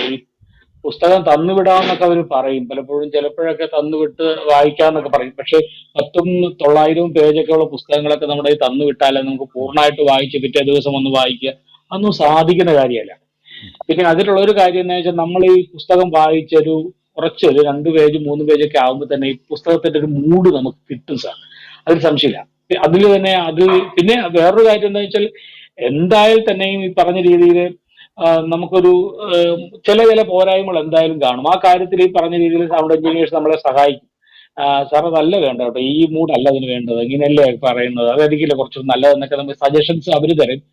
വളരെ പോസിറ്റീവ് ആയിട്ടുള്ള സജഷൻസ് വരും. അതിൻ്റെ അകത്ത് ഉൾക്കൊണ്ട് നമുക്ക് മൂഡ് മാറ്റാൻ സാധിക്കും. ഇതല്ലാതെ തന്നെ പൊതുവെ ഈ കാര്യത്തിൻ്റെ അകത്ത് ഒരു കാര്യം ഞാൻ എടുത്ത് പറയട്ടെ, തീർത്തും ഈ കാര്യങ്ങളിലൊന്നും ഒരു ധാരണയില്ലാതെ ഈ കാര്യം ചെയ്യാൻ വന്നാൽ നടപടി ഉണ്ടാവില്ല. പലപ്പോഴും ചിലപ്പോഴൊക്കെ ഈ നമ്മളുടെ മുമ്പിൽ തന്നെ ചില ആൾക്കാർ ഇപ്പോൾ ഓഡീഷനൊക്കെ വന്നിരുന്നിട്ട് പോകുമ്പോൾ നമ്മൾ കേൾക്കാറുണ്ട്. നമ്മൾ കമന്റ് ഒന്നും ചെയ്യാറില്ല, നമ്മൾ കേട്ടിരുന്നിട്ട് അപ്പൊ നമുക്ക് മനസ്സിലാവും ഇവരെന്താ സെലക്ട് ചെയ്യപ്പെടാതെ പോകുന്നത് എന്നൊക്കെ നമുക്ക് മനസ്സിലാവും. കാരണം ഈ മോഡുലേഷൻ, സൗണ്ട് മോഡുലേഷൻ, ഭാവാത്മകമായ ഭാഷ, അതൊരു സ്വതസിദ്ധമായിട്ടൊക്കെ കുറച്ചൊക്കെ വരുന്നതായിരിക്കും ഭംഗി എന്ന് എനിക്ക് തോന്നുന്നു. അത് ചിലപ്പോഴൊക്കെ അത് നമ്മളെ സഹായിക്കാറുണ്ട്. അത് ഈ പറഞ്ഞ രീതിയിൽ ഒരു പക്ഷെ ഞാൻ പറഞ്ഞില്ലേ, ചെറിയ പ്രായത്തിലൊക്കെ ഈ പറഞ്ഞ രീതിയിൽ ചില അവസരങ്ങളൊക്കെ കിട്ടുകയും ഒരുപക്ഷെ ആകാശവാണിയുടെയൊക്കെ പരിശീലന പരിപാടികളുടെ ഒക്കെ പോയത് കൊണ്ടൊക്കെ അന്നിപ്പം ഞങ്ങളവിടെ ചെല്ലുന്ന സമയത്ത് വളരെ പ്രഗത്ഭരായിട്ടുള്ള രാധാകൃഷ്ണ സാറിനെ പോലുള്ള ആൾക്കാര്, അതുപോലെ എന്താ ഈ പന്മന സാറിനെ പോലുള്ള ഭാഷാ കാര്യങ്ങൾക്കൊക്കെ അന്ന് ട്രെയിൻ ചെയ്യാറുണ്ട്. ഉച്ചാരണ ശുദ്ധി അടക്കം, ഭാഷാ ഉച്ചാരണ ശുദ്ധി, അതുപോലെ സ്റ്റൈൽ ബുക്കിന്റെ കാര്യങ്ങളൊക്കെ ക്ലാസ് ഒക്കെ എടുക്കാനായിട്ട് അവർ വരികയും 2 ആഴ്ച ഉണ്ടായിരുന്നുള്ള വലിയ അനുഭവമായിരുന്നു എനിക്കുണ്ടായിരുന്നത്. അന്നത്തെ പ്രഗത്ഭരായിട്ടുള്ള ഗോപൻ സാർ അടക്കമുള്ളവരെ കാണാനും അവരുടെയൊക്കെ ക്ലാസ്സിലിരിക്കാനും ഒക്കെ സാധിച്ചു എന്നുള്ള ചെറിയ കാര്യമല്ല. അങ്ങനെയൊക്കെയുള്ള അനുഭവങ്ങളൊക്കെ ഒരുപക്ഷെ വളരെ കൃത്യമായിട്ടൊക്കെ സ്വാധീനിച്ചിട്ടുണ്ടാവണം എന്ന് ഞാൻ വിചാരിക്കുന്നു. എന്തായാലും അതൊക്കെയാണ് ആ കാര്യത്തിൽ എനിക്ക് എടുത്ത് പറയാനുള്ളത്. നമസ്കാരം. നമുക്കിനി രഞ്ജിത്ത് ബിബിനേന്ദ്രനിലേക്ക് പോവാം, അല്ലേ? കൂടുതൽ ഇദ്ദേഹത്തിന്റെ കൂട്ട് റേഡിയോ അങ്ങനെയുള്ള ഒരു പരിശീലനമൊന്നും അദ്ദേഹത്തിന് കിട്ടിയില്ല എന്നാണ് രഞ്ജിത്ത് ആദ്യം പറഞ്ഞിട്ടുള്ളത്. പരസ്യങ്ങൾ, പിന്നെ അനൗൺസ്മെന്റുകൾ, കമന്ററികൾ, അതിനൊക്കെ ശബ്ദം നൽകിയാണ് ഈ രംഗത്തേക്ക് വന്നത് എന്നാണ് പറഞ്ഞിട്ടുള്ളത്. അപ്പം ഈ എങ്ങനെയാണ് കൃത്യമായിട്ട് ഇതിൻ്റെ വായനയുടെ ഒരു ഫീഡ്ബാക്കുകൾ വല്ലതും കിട്ടിയിട്ടുണ്ടെങ്കിൽ അതെങ്ങനെയായിരിക്കും? അവിടെ നിന്ന് ആരംഭിക്കാം. അതെ സാർ, വായനയുടെ ഫീഡ്ബാക്ക് എന്ന് പറയുന്നത് എനിക്ക് ഓൺലൈനിൽ അങ്ങനെ വലിയതായിട്ട് വന്നിട്ടില്ല സാർ. എനിക്ക് വന്ന സ്റ്റോറി ടെൽ പോലുള്ള പ്ലാറ്റ്ഫോമിൽ വന്ന കമന്റുകൾ എന്റെ നിർഭാഗ്യവശാൽ ഞാനത് അങ്ങനെ കാണുന്നില്ല സാർ. ഞാനത് വളരെ പോസിറ്റീവായിട്ട് തന്നെ കാണാൻ ആഗ്രഹിക്കുന്നു. നെഗറ്റീവ് കമന്റുകളാണ് എനിക്ക് വന്നിട്ടുള്ളത്. പോസിറ്റീവായിട്ടുള്ള കമന്റുകളൊന്നും നേരെ വന്നിട്ടില്ല. കമന്റ് ചെയ്യപ്പെട്ടിട്ടേ ഇല്ല എന്റെ ബുക്കുകൾ. റീസെന്റ് ആണ് അതൊക്കെ റിലീസ് ആയിട്ടുള്ളത്. കേട്ട് വരുന്നതേ ഉള്ളതെന്ന് ഞാൻ വിചാരിക്കുന്നു. പക്ഷേ നെഗറ്റീവ് കമന്റുകളെ ഭയത്തോടെ കാണുന്നില്ല ഞാൻ. എനിക്കത് മെച്ചപ്പെടാനുള്ള മികച്ച അവസരമായിട്ട് കാണാനാണ് ഞാൻ ആഗ്രഹിക്കുന്നത്. എനിക്ക് അത്തരം കമന്റുകൾ ഞാൻ പറഞ്ഞില്ല, നമ്മുടെ ഈ DC-യിലെ സൗണ്ട് എഞ്ചിനീയേഴ്സ് ആണെങ്കിലും വളരെ പോസിറ്റീവായി പോരായ്മകൾ ചൂണ്ടിക്കാണിച്ചത് എനിക്ക് വളരെ ഗുണം ചെയ്തിട്ടേ ഉള്ളൂ. ഞാൻ സ്വയം വിലയിരുത്തപ്പെടുമ്പോഴും സ്വയം വിമർശനാത്മകമായി ആദ്യം മുതലുള്ള ബുക്കുകൾ കേൾക്കുമ്പോഴും എനിക്കത് മനസ്സിലാവുന്നുണ്ട്. എന്റെ പോരായ്മകൾ പരിഹരിക്കാൻ എനിക്കത് വളരെ സഹായിച്ചിട്ടുള്ളത് ഞാൻ മനസ്സിലാക്കുന്നുണ്ട്. പിന്നെ ഒന്ന് രണ്ട് ചെറിയ കുഞ്ഞു അനുഭവങ്ങൾ എനിക്ക് നേരിട്ടുണ്ടായിട്ടുള്ളത് ഞാൻ ഷെയർ ചെയ്യാം സാർ. എനിക്ക് എന്റെ ഒരു കുടുംബ സംഗമ വേദിയില് നീ എന്താ ചെയ്യുന്നേ, നീ ബുക്ക് വായിക്കാൻ പോകുന്നു, ഇത് എവിടെയാ വരുന്നേ, എങ്ങനെ കേൾക്കാൻ പറ്റും എന്നൊക്കെ ചോദിച്ചപ്പോ ഞാൻ ഇങ്ങനെ സ്റ്റോറി ടെല്ലെന്നും പറഞ്ഞപ്പോ ഒരുമാതിരി നമ്മുടെ കൂട്ടത്തിലുള്ള സാധാരണ ആളുകൾക്കൊന്നും മനസ്സിലായില്ല. അപ്പൊ ഞാൻ എന്റെ ഫോണിൽ നിന്ന് ഈ ആപ്ലിക്കേഷൻ എടുത്തിട്ട് എന്റെ ബ്ലൂടൂത്ത് സ്പീക്കറിലിട്ട് ഇങ്ങനെ കേൾപ്പിച്ചപ്പം അവര് കേട്ടിട്ട് അന്ന് കേട്ട ഒരു 10-25 ആളുകൾ നമ്മുടെ കുടുംബത്തിലുള്ളവരാണ്. നെഗറ്റീവ് പറയുകയെന്നൊക്കെ നമുക്ക് ഒരു ഇതുണ്ട്, ശരിയാ. അവരന്ന് പറഞ്ഞത് വളരെ നന്നായിട്ടുണ്ട്, പക്ഷെ ഇതിന്റെ പേസ് കുറവാണ്, സ്പീഡ് വളരെ കുറവാണ്, സ്ലോ ആണ് എന്നൊക്കെ ചില അഭിപ്രായങ്ങൾ പറയുകയുണ്ടായി.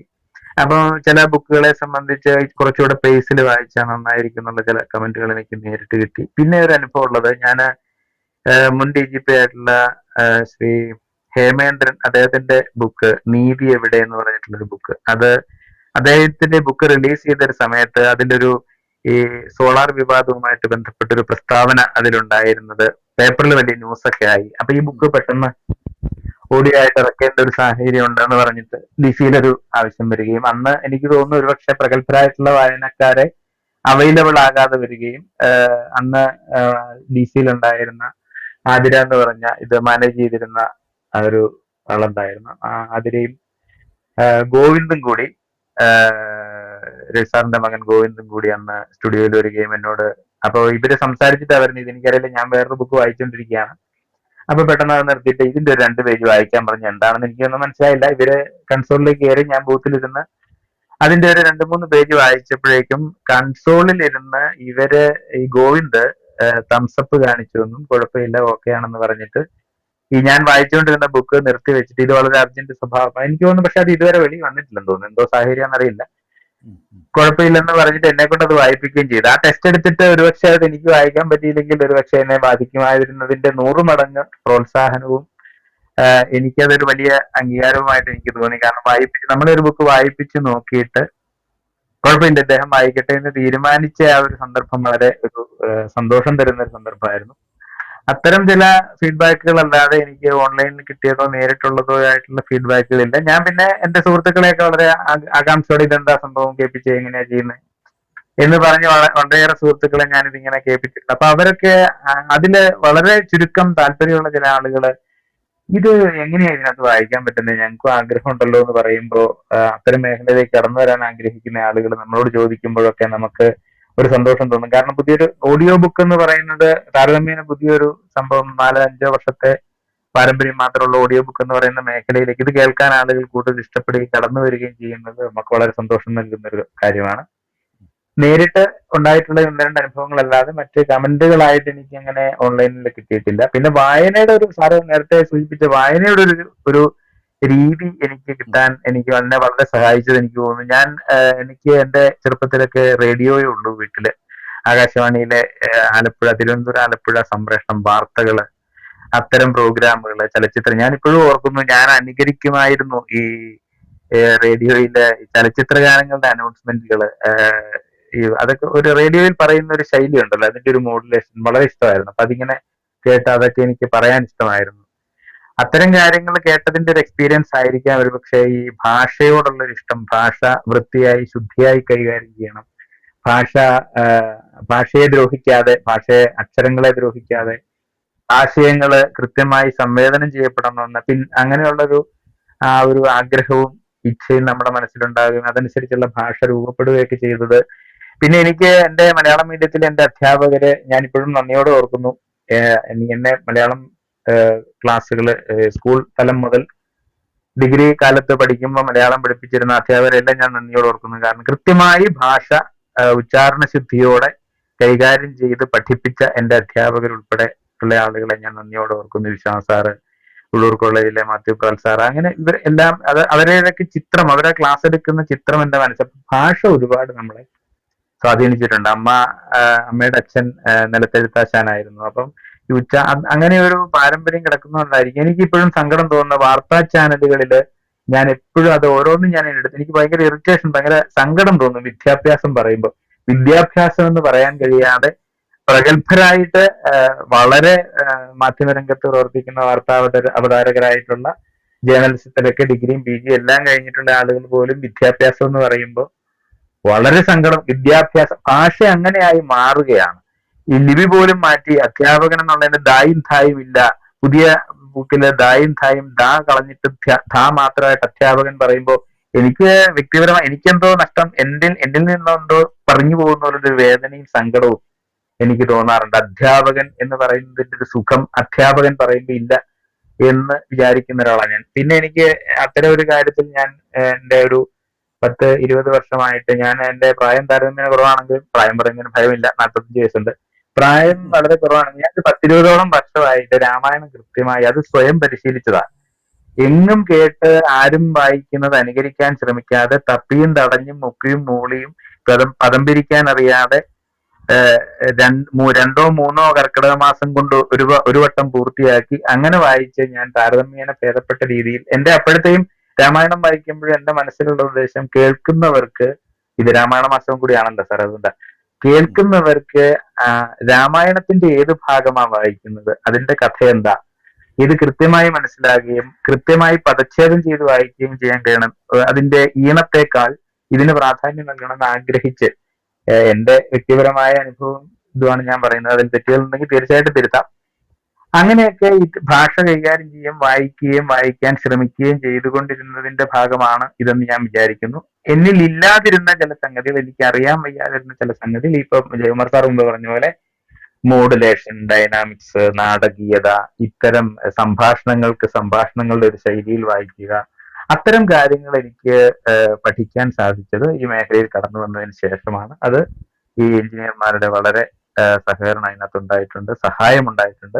അത്തരം കാര്യങ്ങളിലൂടെ മുന്നോട്ട് പോയി ഈ ഇത് കേൾവി സുഖം, ഇത് വായന, ഓഡിയോ ബുക്കുകളെ സംബന്ധിച്ച് ഞാനൊരു കേൾവിക്കാരൻ എന്ന നിലയിൽ ഈ രണ്ടര വർഷം കൊണ്ടാണ് കേൾക്കാൻ തുടങ്ങിയത്. കേൾവിക്കാരൻ എന്ന നിലയിൽ എൻ്റെ ഒരു അഭിപ്രായം, ഒരു പുസ്തകം, ഒരു നോവലാകട്ടെ കഥയാകട്ടെ വായിക്കുമ്പോൾ വായനക്കാരന്റെ ഉള്ളിൽ വായനക്കാരൻ സൃഷ്ടിച്ചെടുക്കുന്ന ഒരു ലോകമുണ്ട്, സൃഷ്ടിച്ചെടുക്കുന്ന ഒരു ചിത്രമുണ്ട് വായിക്കുമ്പോൾ. ഇത് ഓഡിയോ ബുക്ക് ആകുമ്പോൾ വായിക്കുന്നയാൾ വായിച്ചു വെച്ചിരിക്കുന്ന ഭാവത്തിലും മോഡുലേഷനിലേക്കും കേൾവിക്കാരൻ എത്തിപ്പെട്ട് ആ ഒരു ചിത്രം, അപ്പൊ അതിന്റെ ഒരു സ്വാതന്ത്ര്യം വായനയും കേൾവിയായിട്ട് വരുമ്പോൾ വ്യത്യാസമുണ്ട്. അപ്പൊ അതിന് പോറലേൽക്കാതെ പരമാവധി ഭംഗിയായി കൈകാര്യം ചെയ്യാൻ കഴിയണമെന്ന പ്രാർത്ഥനയോടെ കൈകാര്യം ചെയ്യുകയും ഇഷ്ടപ്പെടും. ഞാൻ ഈ ജയകുമാർ സാറിന്റെ ഒക്കെ ഇപ്പൊ നമ്മുടെ കൂട്ടത്തിലുള്ള ഇരിക്കുന്ന ജയകുമാർ സാറിന്റെ ഒക്കെ ബുക്കുകൾ, അതുപോലെ പുതുമന സാറിന്റെ ബുക്കുകൾ ധാരാളം. ഞാൻ പുതുമന സാറ് തന്നെ ഇപ്പം അത്രയും പ്രഗത്ഭനായിട്ടുള്ള പുതുമന സാറ് ഇത് അവതരിപ്പിച്ചപ്പോ സാറ് തന്നെ പറഞ്ഞു, സാറിന് ഒത്തിരി നെഗറ്റീവ് കമന്റ് വരാറുണ്ട്, മതിലുകൾ എന്നുള്ള ബുക്ക് സാറ് സമ്പൂർണ്ണമായി പരാജയപ്പെട്ടു പോയി. അത്രയും പ്രഗത്ഭനായിട്ടുള്ള, അത്രയും ഈ രംഗത്ത് നേട്ടങ്ങൾ ഉണ്ടാക്കിയിട്ടുള്ള, നൂറുകണക്കിന് ബുക്കുകൾ വായിച്ചിട്ടുള്ള അദ്ദേഹം പോലും അത് സമ്മതിക്കുമ്പോൾ താരതമ്യേന ജൂനിയർ ആയിട്ടുള്ള, ഈ മേഖലയിൽ യാതൊരു പരിശീലനവും സിദ്ധിച്ചിട്ടില്ലാത്ത എന്നെ പോലെ ഒരാള് അത്തരം ഒരു പാതകം ചെയ്തു വെക്കാൻ ഇടയാകരുത് എന്ന് പ്രാർത്ഥിച്ച് വളരെ സൂക്ഷിച്ച് ഇപ്പോഴും ഒരു വിദ്യാർത്ഥിയുടെ ചമ്മലോടെയും തുടക്കത്തിന്റെ ചളിപ്പോടെയും അത്തരം കാര്യങ്ങള് ഒരു ദോഷവും വരാതിരിക്കാൻ പരമാവധി നമുക്ക് കഴിയാവുന്നതിന്റെ പരമാവധി വിചാരിച്ച് ചെയ്യുന്നത് കൊണ്ട് എനിക്ക് ഒരുമാതിരി നീതി പുലർത്താൻ കഴിഞ്ഞിട്ടുണ്ടെന്നാണ് വിചാരം. പക്ഷെ ഇതിന്റെ ഫീഡ്ബാക്കുകൾ കിട്ടി അത്തരം ഒരു വിലയിരുത്തലിലേക്ക് പോകാൻ കഴിഞ്ഞിട്ടില്ല സാർ. എന്റെ ബുക്കുകൾ റിലീസായി തുടങ്ങുന്നതേ ഉള്ളൂ, കേൾവിക്കാരിലേക്ക് എത്തി തുടങ്ങുന്നതേ ഉള്ളൂ. നേരിട്ടുള്ള 1-2 അനുഭവങ്ങളല്ലാതെ അത്തരം കാര്യങ്ങളിൽ എനിക്ക് അനുഭവങ്ങൾ ഓൺലൈനായിട്ട് കമന്റുകളായിട്ട് കിട്ടിയിട്ടില്ല എന്നുള്ളതാണ് അതിനകത്തൊരു നിലവിലെ സാഹചര്യം. അത്രയാണ്. കോളേജിൽ പഠിച്ചിട്ടുള്ള മലയാളമാണോ? അല്ല സാർ, ഞാൻ മലയാളം എല്ലാം, ഞാൻ ഡിഗ്രി ലെവൽ വരെ എനിക്ക് മലയാളം ഈ ഉപവിഷയമായിട്ട് ഞാൻ തിരഞ്ഞെടുത്തതേ ഉള്ളൂ. ഞാൻ മാത്തമാറ്റിക്സ് ആയിരുന്നു കോളേജിൽ ഡിഗ്രിക്ക്. അന്നും ഞാൻ മലയാളം ഓപ്റ്റ് ചെയ്തിരുന്നു. ഹിന്ദി താരതമ്യേന പെട്ടെന്ന് എഴുതാൻ പറ്റും, കുറച്ച് എഴുതിയാൽ മതി, ഹിന്ദി പഠിക്കാൻ എളുപ്പമാണ് എന്നൊക്കെ പറഞ്ഞിരുന്നെങ്കിലും മലയാളത്തോടുള്ള ഇഷ്ടം കൊണ്ട് ഞാൻ ഡിഗ്രി ലെവൽ വരെ മലയാളമാണ് എടുത്ത് ഞാൻ പഠിച്ചത്. അന്നും ഈ പറഞ്ഞ പോലെ വായനയോടൊരു ഇഷ്ടമുണ്ട്. നാട്ടിലെ ലൈബ്രറിയിൽ പോയി ബുക്ക് എടുക്കുകയും വായിക്കുകയൊക്കെ ചെയ്ത് വായനയുടെ ഒരു ചെറിയ പാരമ്പര്യം. ഒത്തിരി ഒന്നും വായിച്ചിട്ടില്ല, കുറച്ച് പുസ്തകങ്ങളെ വായിച്ചിട്ടുള്ളൂ. പക്ഷെ വായനയിൽ ഈ പറഞ്ഞതുപോലെ വായിച്ചാൽ ഇപ്പം കട്ടിങ്ങുകൾ വായിച്ചാൽ പോലും ഉറക്കെ വായിക്കുമ്പോൾ കേട്ടാൽ കാര്യം മനസ്സിലാകുമെന്ന് എനിക്ക് കൊച്ചിലെ ഒരു ഫീഡ്ബാക്ക് എനിക്ക് എന്റെ നമ്മുടെ ചുറ്റുവട്ടത്ത് നിൽക്കുന്നവർ തന്നതിന്റെ ഒരു വിശ്വാസം കൊണ്ട് അങ്ങനെ ചെയ്തു പോയതാണ്. മലയാളം സത്യത്തിൽ എനിക്ക് ഇപ്പോ മലയാളം പ്രധാന വിഷയമായി പഠിക്കേണ്ടതായിരുന്നു എന്ന് സത്യത്തിൽ ഇപ്പോ എനിക്ക് തോന്നാറുണ്ട്. അത്ര ഇഷ്ടമുണ്ട് ഭാഷയോട്. അങ്ങനെയാണ്. രാജേഷ് കെ പുതുമന്നയുടെ പേര് പറഞ്ഞു. അദ്ദേഹം ഹിന്ദി അധ്യാപകനാണ്. അദ്ദേഹത്തെ കയറി ഞാൻ കേട്ടുകൊണ്ടിരിക്കുന്നത് തീരാറായി. ഒരു വായന ശൈലി, വ്യത്യസ്തമായ ശൈലി അദ്ദേഹത്തിനുണ്ട്. അത് നേരത്തെ പറഞ്ഞ പോലെ സംഭാഷണങ്ങൾ വ്യത്യസ്ത ടോണിൽ, വ്യത്യസ്ത കഥാപാത്രങ്ങളുടെ ശൈലിക്ക് അനുസരിച്ച് ശബ്ദം ഒക്കെ അദ്ദേഹം അവതരിപ്പിക്കുന്നുണ്ട്. അപ്പം അങ്ങനെ ഒരു വായനയെക്കുറിച്ച് അങ്ങനെ വ്യത്യസ്തമായ രണ്ട് അഭിപ്രായങ്ങളുണ്ട്. അങ്ങനെ വായിക്കാൻ പറ്റുമോ, വായിക്കേണ്ട ആവശ്യമുണ്ടോ, മൊത്തം ഒരു അതിൻ്റെ ഭാവം വരുത്തുന്ന രീതിയിൽ വായിച്ചാൽ പോരെ എന്നൊക്കെ ചോദിക്കുന്ന ആൾക്കാരുണ്ട്. എന്താണ് അഭിപ്രായം? ഞാൻ രണ്ടുപേരോടും ചോദിക്കണം. അങ്ങനെ ഞാൻ പറഞ്ഞോട്ടെ സാർ. ഞാനത് പുതുമന സാർ വായിച്ച ബുക്കുകളുടെ താഴെ കമന്റുകളിൽ ഞാൻ പോയി നോക്കാറുണ്ട് അത്തരം. അപ്പൊ ഈ സാറ് പറഞ്ഞതുപോലെ രണ്ട് അഭിപ്രായങ്ങളും ഉണ്ട്. പക്ഷെ എന്റെ വ്യക്തിപരമായ അഭിപ്രായം എന്ന് പറയുന്നത് അതിന്റെ ഒരുപാട് മിമിക്രി ആയി പോയി എന്നൊക്കെ ഉള്ളൊരു കമന്റുകൾ പുതുമന സാറിന്റെ കമന്റുകളിലോ ചില ആളുകൾ ഓരോരുത്തരുടെയും വ്യക്തി താല്പര്യങ്ങളാണ്. പക്ഷെ കഥാപാത്രങ്ങളെ വേറിട്ട് മനസ്സിലാക്കാൻ അത് ഒരുപാട് സഹായിക്കുന്നുണ്ട്. കേൾവിക്ക് ഉള്ളൊരു പരിമിതി ഉണ്ടല്ലോ സാർ. ഇപ്പൊ ബുക്ക് വായിക്കുന്ന നമ്മുടെ ഒരു എക്സ്പീരിയൻസ് വെച്ചിട്ട് ബുക്കില് കൊട്ടേഷനിൽ ഒരു മാറ്റർ കൊടുത്തിട്ടുണ്ടാവും, അല്ലെങ്കിൽ കുത്തും കോമകള്. ഇത് കാണിക്കാൻ നമുക്ക് മാർഗ്ഗമില്ല. ഇത് വായനയിൽ പ്രതിഫലിക്കണം. ഈ കൊട്ടേഷൻ ആകട്ടെ, കോമയാകട്ടെ, കുത്താകട്ടെ, ഇത് വായനയിൽ പ്രതിഫലിച്ചാലേ കേൾവിക്കാരനിലേക്ക് എത്തിപ്പെടുകയുള്ളൂ. അതിന് നമ്മൾ വായിക്കുന്ന ആളുകൾ എടുക്കുന്ന ഒരു റിസ്ക് അത് കേൾവിക്കാരനിലേക്ക് എത്തിപ്പെടാൻ സഹായിക്കുന്നു എന്നാണ് എന്റെ അഭിപ്രായം.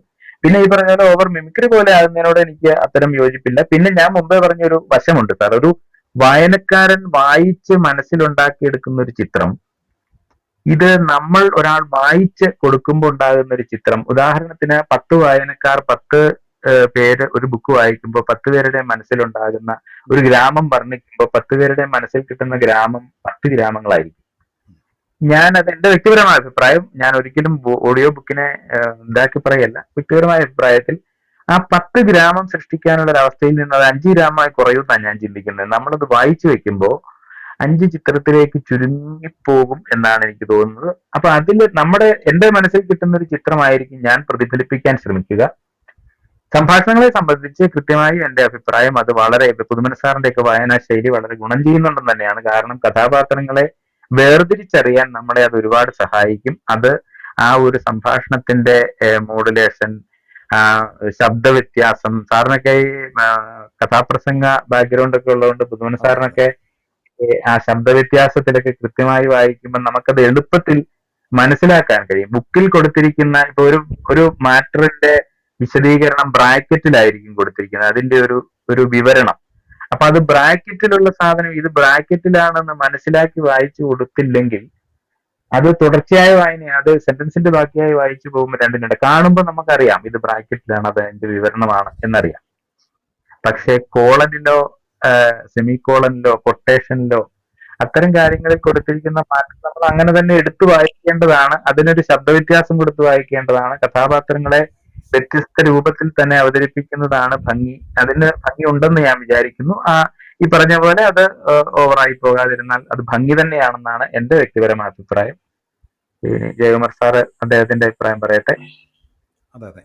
തീർച്ചയായിട്ടും സാർ, അതിന് മുമ്പ് ഒരു ചെറിയ തിരുത്തൊന്ന് നിർത്തിക്കോട്ടെ. ഞാൻ നേരത്തെ ഹിപ്പിയുടെ അഭിപ്രായം ചോദിച്ച സമയത്ത് പറഞ്ഞ നോവൽ ആക്ച്വലി പൗലോ കൊയ്ലോയുടെ മറ്റൊരു നോവലിനെ പറ്റിയിട്ടാണ് ഞാൻ കമന്റ് ആയിട്ട് പറഞ്ഞു വന്നത്. വേറൊന്നുമല്ല, ദ വിന്നർ സ്റ്റാർഡ് അലോൺ എന്ന് പറയുന്ന ഒരു നോവലുണ്ട്, വിജയ് ഏകനാണ് എന്ന് പറഞ്ഞിട്ട് മലയാളത്തിലേക്ക് മൊഴി മാറ്റി. ഞാൻ തന്നെയാണ് വായിച്ചത്. അതുകൊണ്ട് ഒന്ന് തമ്മിലൊന്ന് ഒന്ന് അങ്ങോട്ടും ഇങ്ങോട്ടും ഒന്ന് മാറിപ്പോയായിരുന്നു. അത് ഒന്ന് ഓർപ്പിക്കട്ടെ. പിന്നെ ഇപ്പൊ സാറ് പറഞ്ഞ കാര്യം, ഇപ്പം അതിനാടകീയത ആവശ്യമാണോ എന്നുള്ള കാര്യത്തിന്റെ അകത്ത് ചോദിക്കുമ്പോൾ നമുക്ക് പെട്ടെന്ന് ഓർമ്മ വരുന്നത്, അതിനാടകീയത നമ്മുടെ ഉള്ളിലെ ഭാവനയെ തകർക്കുന്നു എന്നൊക്കെ നമ്മൾ പറയുന്നത് പെട്ടെന്ന് നമ്മൾ ഒരുപക്ഷെ 90കളിലെ രാമായണം സീരിയൽ വന്ന സമയത്ത് അന്ന് അരുൺകോവിൽ അടക്കമുള്ളവർ അല്ലെങ്കിൽ രാമാനന്ദ സാഗറൊക്കെ നേരിട്ട് ഏറ്റവും വലിയ ആക്ഷേപം എന്ന് പറയുന്നത് നിലവിൽ മനസ്സിലുണ്ടായിരുന്ന രാമനെ തകർത്തു. അത് അരുൺകോവിലിന്റെ രാമായണത്തിന്റെ സീരിയലിന്റെ കാലത്തല്ല, രവിവർമ്മ ചിത്രം എഴുതിയ സമയത്ത് ഇതേ പ്രതിസന്ധി ഉണ്ടായിട്ടുണ്ട്. രാജാ രവിവർമ്മ ചിത്രം എഴുതിയപ്പോൾ സരസ്വതി ദേവിയെ ചിത്രീകരിച്ചപ്പോൾ മറ്റ് ദേവി ദേവന്മാരെയൊക്കെ കലണ്ടറിലേക്ക് കയറ്റിയതൊക്കെയുള്ള ആരോപണം ഉണ്ടായതൊക്കെ നമ്മൾ ചരിത്രത്തിൽ കണ്ടിട്ടുള്ളതല്ലേ.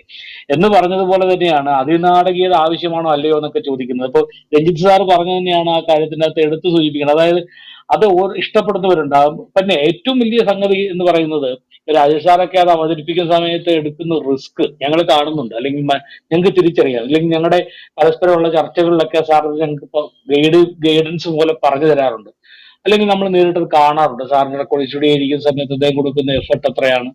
ഓരോ കഥ കയറെന്ന് പറയുന്ന നോവല് ഒരുപക്ഷെ സാറ് ഇൻട്രൊഡ്യൂസ് ഫസ്റ്റ് സെഷൻ്റെ അകത്ത് സാർ കയറിനെ പറ്റി സൂചിപ്പിച്ചിരുന്നല്ലോ.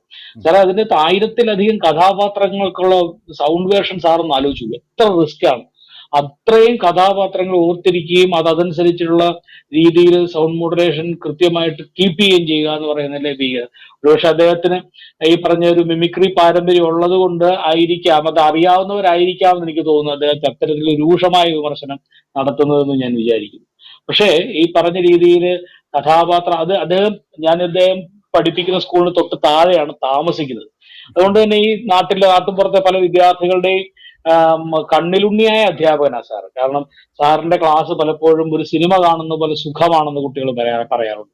കാരണം സൗണ്ട് മോഡുലേഷനിലൂടെ അല്ലെങ്കിൽ പല വ്യത്യസ്ത കഥാപാത്രങ്ങളിലൂടെ കുട്ടികൾ ഈ ഹിന്ദി സിനിമയിൽ അമിതാഭ് ബച്ചനൊക്കെ ആയിട്ടായിരിക്കും കഥാപാത്രം വരിക അവരുടെ മുമ്പിൽ. അപ്പൊ അതൊക്കെ വളരെ മനോഹരമായ രീതിയിൽ കുട്ടികളിലേക്ക് ആരെയും സ്വാധീനിക്കുന്ന രീതിയിൽ. അപ്പോൾ അതിനെ ഓവർ ആക്ട് ആയിട്ടോ അല്ലെങ്കിൽ ഭാവുകത്വം കൊടുത്ത് അവതരിപ്പിക്കുന്നു എന്നൊക്കെ പറയുന്നതിലെ ഒരുപക്ഷെ അമിത ഗൗരവത്തിന്റെ കൂടുതൽ കൊണ്ടായിരിക്കും, പല ആസ്വാദകരുടെ അമിത ഗൗരവം കൊണ്ടാണെന്ന് ഞാൻ വിചാരിക്കും. ഇത്ര അമിത ഗൗരവമൊന്നും ആവശ്യമില്ല ഇക്കാര്യത്തിന്റെ അകത്ത്. ഈ പറഞ്ഞ രീതിയിൽ ചെയ്യുന്നതിൽ എഫർട്ടിനെ തിരിച്ചറിഞ്ഞാൽ തീർച്ചയായിട്ടും ഇങ്ങനെ വിമർശനം ഉണ്ടാവില്ല. പക്ഷെ ഈ പറഞ്ഞതാണ് എൻ്റെ പ്രധാന കാര്യം. രാജാ രവിവർമ്മയ്ക്കും അരുൺകോവിലിനും രാമാനന്ദ സാഗറിനും ഒക്കെ നേരിടേണ്ടി വന്ന വെല്ലുവിളിയോ ആക്ഷേപങ്ങളോ ഒക്കെ തന്നെ രാജേഷ് കെ പൊതുമനെ പോലുള്ളവർ നേരിടുന്നുള്ളൂ എന്നുള്ളതേ ഉള്ളൂ. അത് അത്തരം കല്ലുകളെ കൂട്ടിവെച്ച് കൊട്ടാരമാക്കുന്നതാണ് അവരുടെയൊക്കെ പ്രത്യേകത. അതിലൊന്നും അവരും തളരാറില്ല. അത്തരം വിമർശനങ്ങളൊന്നും അവരെ ബാധിക്കാറില്ല എന്നതും സന്തോഷകരമായ കാര്യമാണ്. അതൊക്കെ ഞങ്ങൾക്കൊരു മാതൃകയാണ്, ഞങ്ങളെപ്പോലുള്ളവർക്ക് ഒരു മാതൃകയാണ്. വിമർശനങ്ങൾ വന്നേക്കാം എന്നതിന്റെ പ്രതീക്ഷിച്ച് തന്നെയാണ് നിൽക്കുന്നത്. അപ്പം ഇത്തരത്തിലുള്ള ചില ഉദാഹരണങ്ങളൊക്കെ വളരെ ഗുണകരമായിട്ട് ഭവിക്കാറുണ്ട്. അതുകൊണ്ട് രാജേഷ് സാറിന്റെ ശൈലി നല്ലതാണോ ചീത്തയാണോ എന്നതിനേക്കാൾ ഉപരി അതിന് അദ്ദേഹം കൊടുക്കുന്ന എഫർട്ടിനെ ഞാൻ മനസ്സാ നമിക്കുകയാണ് ചെയ്യും. ഈ പരമ്പര ആരംഭിച്ചപ്പോൾ അദ്ദേഹത്തെ പരിചയപ്പെടുത്തിയപ്പോൾ എൻ്റെ വ്യക്തിപരമായ ഒരു കാര്യം പറഞ്ഞു. ഞാൻ സ്റ്റോറി ടെൽ കേൾക്കാൻ ആരംഭിച്ചത് രാജേഷ് കെ പൊതുമനെ വായിച്ച മനു എസ് പിള്ളയുടെ പ്രശസ്തമായ ചരിത്ര ആഖ്യായികയുടെ മലയാള വിവർത്തനം ദന്തസിംഹാസനം കേട്ടുകൊണ്ടാണ്. 34 മണിക്കൂർ. അത് അറിയാമല്ലോ, ഒരു ചരിത്രകൃതി കേൾക്കണമെങ്കിൽ നമ്മൾ ശ്വാസം അടക്കി പിടിച്ചാണ് കേൾക്കുന്നത്. അത് വായനയുടെ ഒരു വലിയ നാടകീയത നിറഞ്ഞ വായന വലിയ സംഭാവന അതിൽ ചെയ്തിട്ടുണ്ട്. ഇപ്പോൾ കയർ തന്നെ ഇദ്ദേഹം പറഞ്ഞ പോലെ തന്നെ എത്രയോ കഥാപാത്രങ്ങൾ, 1000-ലധികം കഥാപാത്രങ്ങളുള്ള 200-300 വർഷത്തെ കഥ പറയുന്ന നോവൽ അദ്ദേഹം വായിച്ചവതരിപ്പിച്ചിരിക്കുന്നത് വലിയ സംഭവമാണ്. അത് ഒരു സംശയമില്ല കാര്യത്തിൽ. അപ്പോൾ നമുക്കിവിടെ സംസാരിക്കാനായിട്ട് ശ്രീ വിവേക് ഭൂഷൺ എത്തിയിട്ടുണ്ട്. അദ്ദേഹത്തെ സ്വാഗതം ചെയ്യുന്നു. നമസ്കാരം സാർ, രഞ്ജിത്ത് ചേട്ടാ, സാർ, എല്ലാവർക്കും നമസ്കാരം. കുറച്ചും കൂടെ അടുത്ത് വെച്ച് സംസാരിക്കും. ഞാൻ ഈ കേൾക്കാൻ പറ്റുന്നില്ലേ? ഹലോ, കേൾക്കാം. ബ്ലൂടൂത്ത് ആണ്, അതുകൊണ്ടായിരിക്കും കേട്ടോ. ഒരു സെക്കൻഡ്, ഇപ്പൊ ഇച്ചിരി കൂടെ കേൾക്കാൻ തോന്നുന്നു. നെറ്റ്വർക്ക് ഇഷ്യൂ ഉണ്ട് ഇവിടെ, അതുകൊണ്ടാണ്. ഓക്കെ. ഞാൻ ഈ ഒരു മോഡുലേഷന്റെ കാര്യം പറഞ്ഞുകൊണ്ടാണ് ഞാൻ അതൊന്ന് ക്ലിയർ ആക്കാൻ വേണ്ടി. ഓക്കെ, എന്റെ പേര് വിവേക് എന്നാണ്. ഞാൻ DC ബുക്സിൽ ഇപ്പോൾ സൗണ്ട് എഞ്ചിനീയർ ആയിട്ട് വർക്ക് ചെയ്യുന്നു. അതാണ് ഇപ്പോഴത്തെ നിലവിലത്തെ ജോലി. പിന്നെ സിംഗറാണ്. ഇപ്പോൾ നേരത്തെ സാറൊക്കെ പറഞ്ഞ പോലെ രഞ്ജിത്ത് ചേട്ടനും ദേവർ സാറൊക്കെ പറഞ്ഞ പോലെ ഇവരുടെയൊക്കെ ബുക്കുകൾ റെക്കോർഡ് ചെയ്യുന്നതിനകത്ത് നമുക്കൊരു പങ്കുണ്ട്. അപ്പം ഞാൻ പറഞ്ഞു വന്നത് എന്താണെന്ന് വെച്ചാൽ ഇപ്പൊ ഈ രാജേഷ് സാറിന്റെ മോഡുലേഷനെ കുറിച്ച് രണ്ടുപേരും എല്ലാവരും പറഞ്ഞല്ലോ. അപ്പൊ ഒരു കാര്യം എന്താണെന്ന് വെച്ചാൽ നമ്മുടെ ഡി സിക്കുള്ള ബുക്കുകൾ എന്ന് പറഞ്ഞാൽ കുറച്ചുകൂടെ ഗൗരവമുള്ള ബുക്കുകളാണ്. ഈ ബുക്കുകൾ കേൾക്കുന്നത് കുറച്ചുകൂടെ ഗൗരവമുള്ള ആൾക്കാരാണ് കേൾക്കുന്നത്. നേരെ മറിച്ച് Kuku F M, pocket F M പോലുള്ള പ്ലാറ്റ്ഫോമുകളിൽ വരുന്നത് ഇപ്പോഴത്തെ സീരിയൽ ടൈപ്പ് നിലവാരം കുറഞ്ഞ ബുക്കുകളാണ്. അങ്ങനത്തെ ബുക്കുകളാണ് ഓവർ ഡ്രാമാറ്റിക് ആയിട്ട് നരേറ്റ് ചെയ്യപ്പെടുന്നത്. അതിനാണ് ഇപ്പോ ഉള്ള പോലെ സീരിയൽ പോലെ നരേറ്റ് ചെയ്യപ്പെടുന്നത്. അത് കേൾക്കുന്ന ആൾക്കാര് ആ രീതിയിലുള്ള ആൾക്കാർ, ഇപ്പോഴത്തെ ചെറുപ്പക്കാര് അങ്ങനെയുള്ളവർക്ക് വേണ്ടിയാണ്. സീരിയസ് ആയിട്ടുള്ള വായന ഇഷ്ടപ്പെടുന്നവര് അല്ലെങ്കിൽ സീരിയസ് ആയിട്ട് ഒരു ബുക്കിനെ സമീപിക്കുന്ന ആൾക്കാർക്ക് അങ്ങനെയുള്ളവരാണ് ഡി സിയുടെ ബുക്കുകൾ കൂടുതലും പ്രിഫർ ചെയ്യുന്നത്.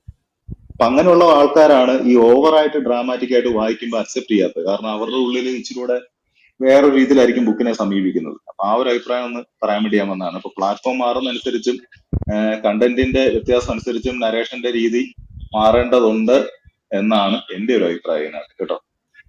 നമ്മൾ താങ്കൾ വന്ന സ്ഥിതിക്കും നമ്മൾ നേരത്തെ ഈ വേദിയിൽ ചർച്ച ചെയ്ത ഒരു കാര്യം ഞാൻ ചോദിക്കാം.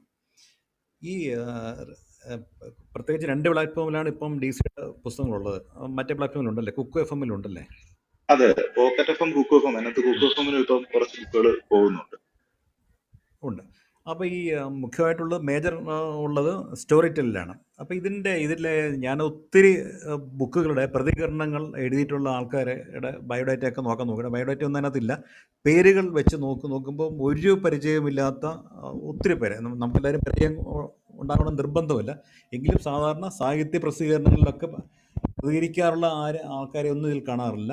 ഒരു താരതമ്യേന ഒരു പുതിയ മേഖലയിലുള്ള ജീവിത മേഖലകളിലുള്ള ആൾക്കാരാണ് ഇത് വായിക്കുന്നത് എന്നാണ് അതിൽ നിന്ന് അനുമാനിക്കേണ്ടത്. അത് ശരിയാണോ? ഇതിൻ്റെ വായനക്കാർ എവിടെയാണ് ഉള്ളത്, മുഖ്യമായിട്ടുള്ളത്? അങ്ങനെ എന്തെങ്കിലും ഒരു കണക്കോ അല്ലെങ്കിൽ എന്തെങ്കിലും ഒരു നിഗമനത്തിൽ എത്തിയിട്ടുണ്ടോ? ശരിക്കും പറഞ്ഞാല് ലോക്ക്ഡൌൺ ടൈമിലാണ് ഏറ്റവും കൂടുതൽ ആൾക്കാർ ഈ സ്റ്റോറി ടെൽ വഴിയൊക്കെ ബുക്കുകൾ കേട്ടോണ്ടിരിക്കുന്നത്. പിന്നെ ഇപ്പൊ ആൾക്കാർക്ക് ബുക്കുകൾ വായിക്കാൻ അധികം സമയം കിട്ടുന്നില്ല. ഒരിടത്ത് ഇരുന്ന് വായിക്കാനുള്ള സമയം കിട്ടാത്ത, എന്നാൽ പുതിയ ബുക്കുകളെ കുറിച്ച് അറിയണമെന്നൊക്കെയുള്ള അങ്ങനെയുള്ള ആൾക്കാർ സബ്സ്ക്രൈബ് ചെയ്ത് ട്രാവൽ ചെയ്യുമ്പോഴൊക്കെയാണ് ഇത് കേൾക്കാറ്. ഓക്കെ, പിന്നെ വീട്ടമ്മമാരായിട്ടുള്ള ആൾക്കാർ കുറച്ചുകൂടെ ലഘുവായിട്ടുള്ള എഴുത്തായിരിക്കും പ്രിഫർ ചെയ്യുന്ന കേൾക്കാൻ. അങ്ങനെയുള്ളവരൊക്കെ ആയിരിക്കും ചിലപ്പോൾ ഇപ്പം അടുക്കളയിൽ എന്തെങ്കിലും ജോലി ചെയ്യുമ്പോൾ ഒരു കഥ കേൾക്കാൻ ഇഷ്ടമാണ്.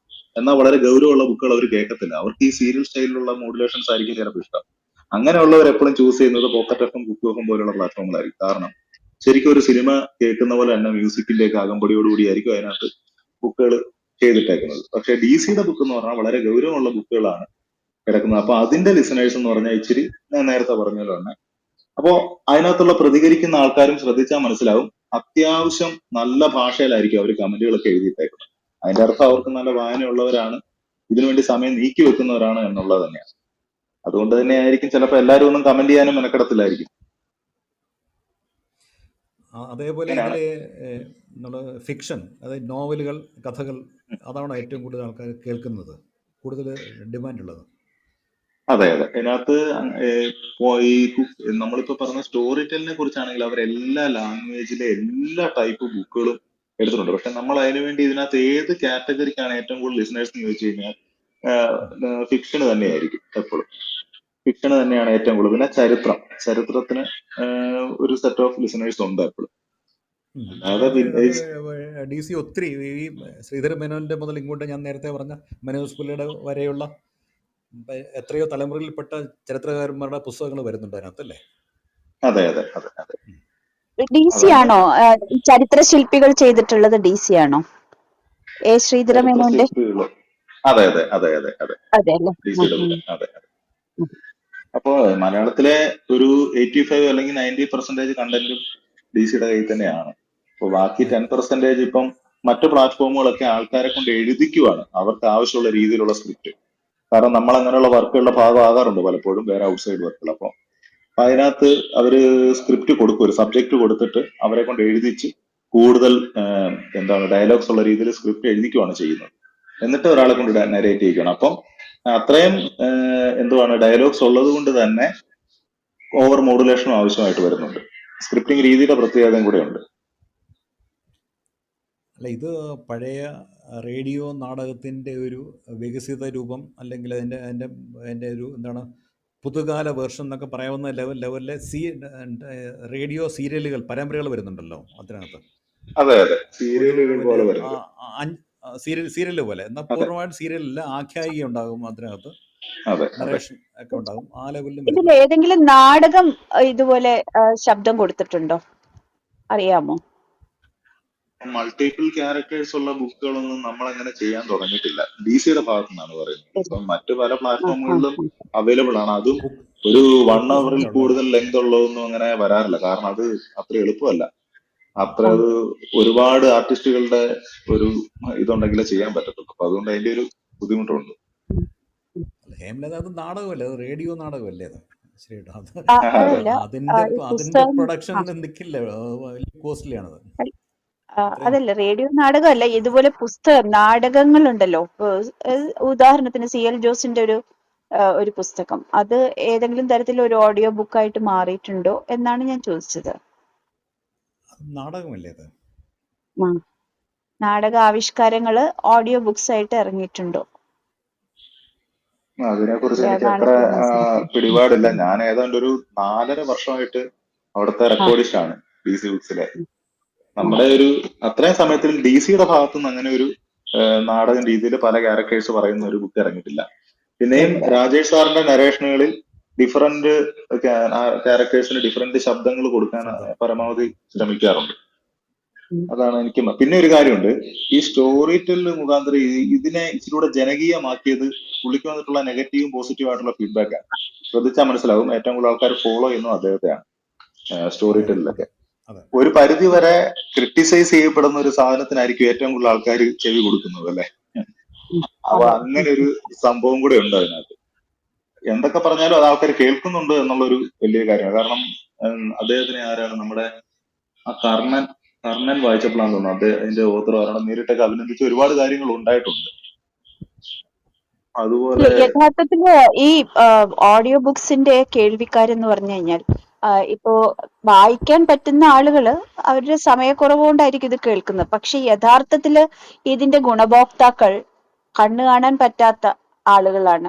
ഇപ്പൊ എല്ലാ പുസ്തകവും ബ്രെയിലി ലിപിയിലേക്കൊന്നും പോയിട്ടില്ലല്ലോ. അപ്പൊ ഈ ഓഡിയോ റെക്കോർഡിങ്ങിന്റെ ഏറ്റവും വലിയ ഗുണഭോക്താക്കൾ അവര് തന്നെയായിരിക്കും.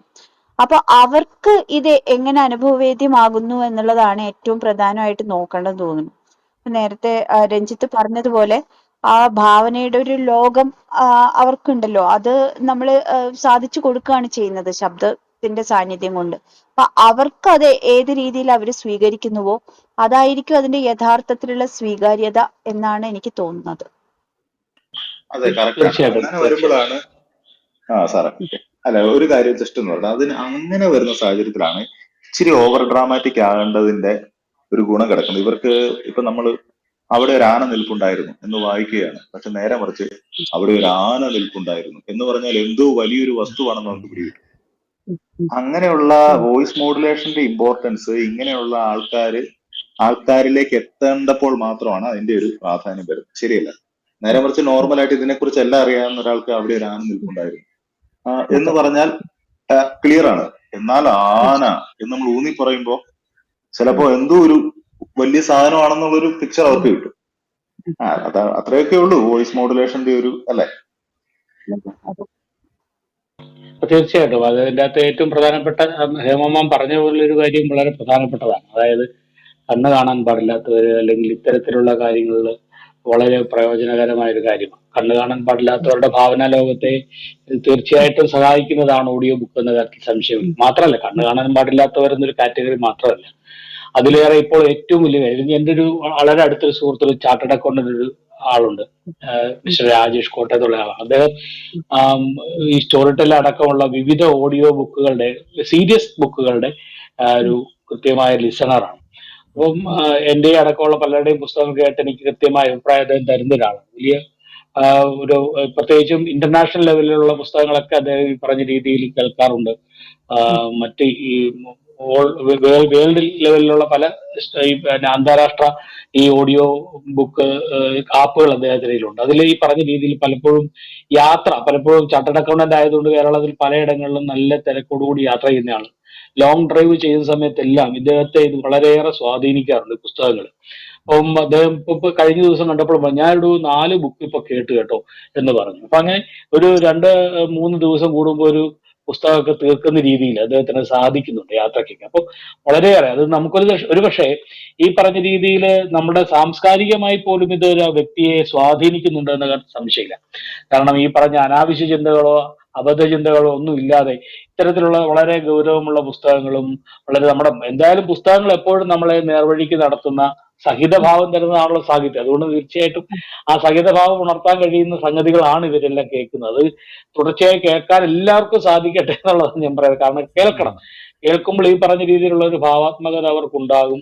അവരുടെ ഈ പറഞ്ഞ നിലവിൽ നമ്മുടെ നാട്ടിൽ നടക്കുന്ന പല പ്രതിസന്ധികൾക്കും ഒരുപക്ഷെ ഒരു മറുമരുന്നായിട്ട് പോലും നമുക്ക് ഇത്തരം ഓഡിയോ ബുക്കുകൾ ഉപയോഗിക്കാൻ സാധിക്കുന്ന കാര്യം സംശയമില്ല. ഓഡിയോ ബുക്കിന്റെ സാധ്യത വളരെ വലുതാണ്. വളരെ വലുതാണെന്ന് മാത്രമല്ല, അത് അനിവാര്യമാണ്. അത് നിർബന്ധമായും ശീലമാക്കുന്നത് പോലും തെറ്റില്ല. പലപ്പോഴും അതിന്റെ ഒരു സാധ്യത അറിയണമെന്നുണ്ടെങ്കിൽ എന്ത് കാര്യത്തിനും ട്രെൻഡ് സെറ്റ് ചെയ്യപ്പെടുന്നത് യൂട്യൂബിലായി. ഇപ്പോഴത്തെ ഒരു പുതിയ തലമുറ, അല്ലെങ്കിൽ നമുക്ക് മനസ്സിലായി യൂട്യൂബ് അല്ലെങ്കിൽ സോഷ്യൽ മീഡിയ പ്ലാറ്റ്ഫോം, ഞാൻ ഉദ്ദേശിച്ച യൂട്യൂബ് എന്നല്ല, സോഷ്യൽ മീഡിയ പ്ലാറ്റ്ഫോമിൽ നമുക്ക് ട്രെൻഡ് അറിയാനുണ്ട്. ഇപ്പൊ പല സോഷ്യൽ മീഡിയ പ്ലാറ്റ്ഫോമിലും സ്വന്തമായിട്ട് ഈ പറഞ്ഞ രീതിയിലുള്ള ഒഫീഷ്യലി ഉള്ള ആപ്പുകളിലൂടെയോ അല്ലെങ്കിൽ ഇത്തരത്തിൽ ഇതിനുവേണ്ടി എഫേർട്ട് എടുത്തിട്ട് ചെയ്യുന്ന റെക്കോർഡിങ്ങോ ഒന്നും അല്ലാതെ വളരെ ആൾക്കാർ, നോർമൽ ആയിട്ടുള്ള വളരെ സാധാരണപ്പെട്ട ആൾക്കാർ സ്വന്തമായിട്ട് ഓഡിയോ ബുക്കുകളൊക്കെ വായിച്ച് അപ്ലോഡ് ചെയ്യുന്നത് നമ്മൾ കണ്ടു. യൂട്യൂബിലൊക്കെ നോക്കിയാൽ കാണാം. പലപ്പോഴും അതിനെ അനധികൃതമായിട്ടൊക്കെ പലപ്പോഴും പല പ്രസാധകർ കാണാറുണ്ട്. എന്നാൽ പോലും എന്തുകൊണ്ടാണെന്ന് ചോദിച്ചാൽ ജനകീയമായി എന്നുള്ളതുകൊണ്ട്, ജനകീയമായി മാറിക്കൊണ്ടിരിക്കുന്നു എന്നുള്ളതാണ്. പൂർണ്ണമായിട്ടായിട്ടില്ല എങ്കിൽ പോലും ജനകീയമായിട്ട് പുതിയ തലമുറയിൽപ്പെട്ടവർക്ക് പലപ്പോഴും പുസ്തകങ്ങൾ വായിക്കുന്നില്ല എന്നുള്ളതൊക്കെ അബദ്ധധാരണയാണ്. പുസ്തകങ്ങൾ വായിക്കപ്പെടുക മാത്രമല്ല കേൾക്കപ്പെടുകയും ചെയ്യുന്നുണ്ട് എന്നുള്ളതിന്റെ കൃത്യമായ സൂചനയാണ് ഈ കാണിക്കുന്നത്. ഇതില് മറ്റൊരു കാര്യം കൂടിയുണ്ട്. അതായത് ഈ ഭാഷ മലയാളം അറിയാത്ത ഒരുപാട് പേര് ഇപ്പോ അന്യ സംസ്ഥാനക്കാരൊക്കെ ഇവിടെ ഉണ്ട്.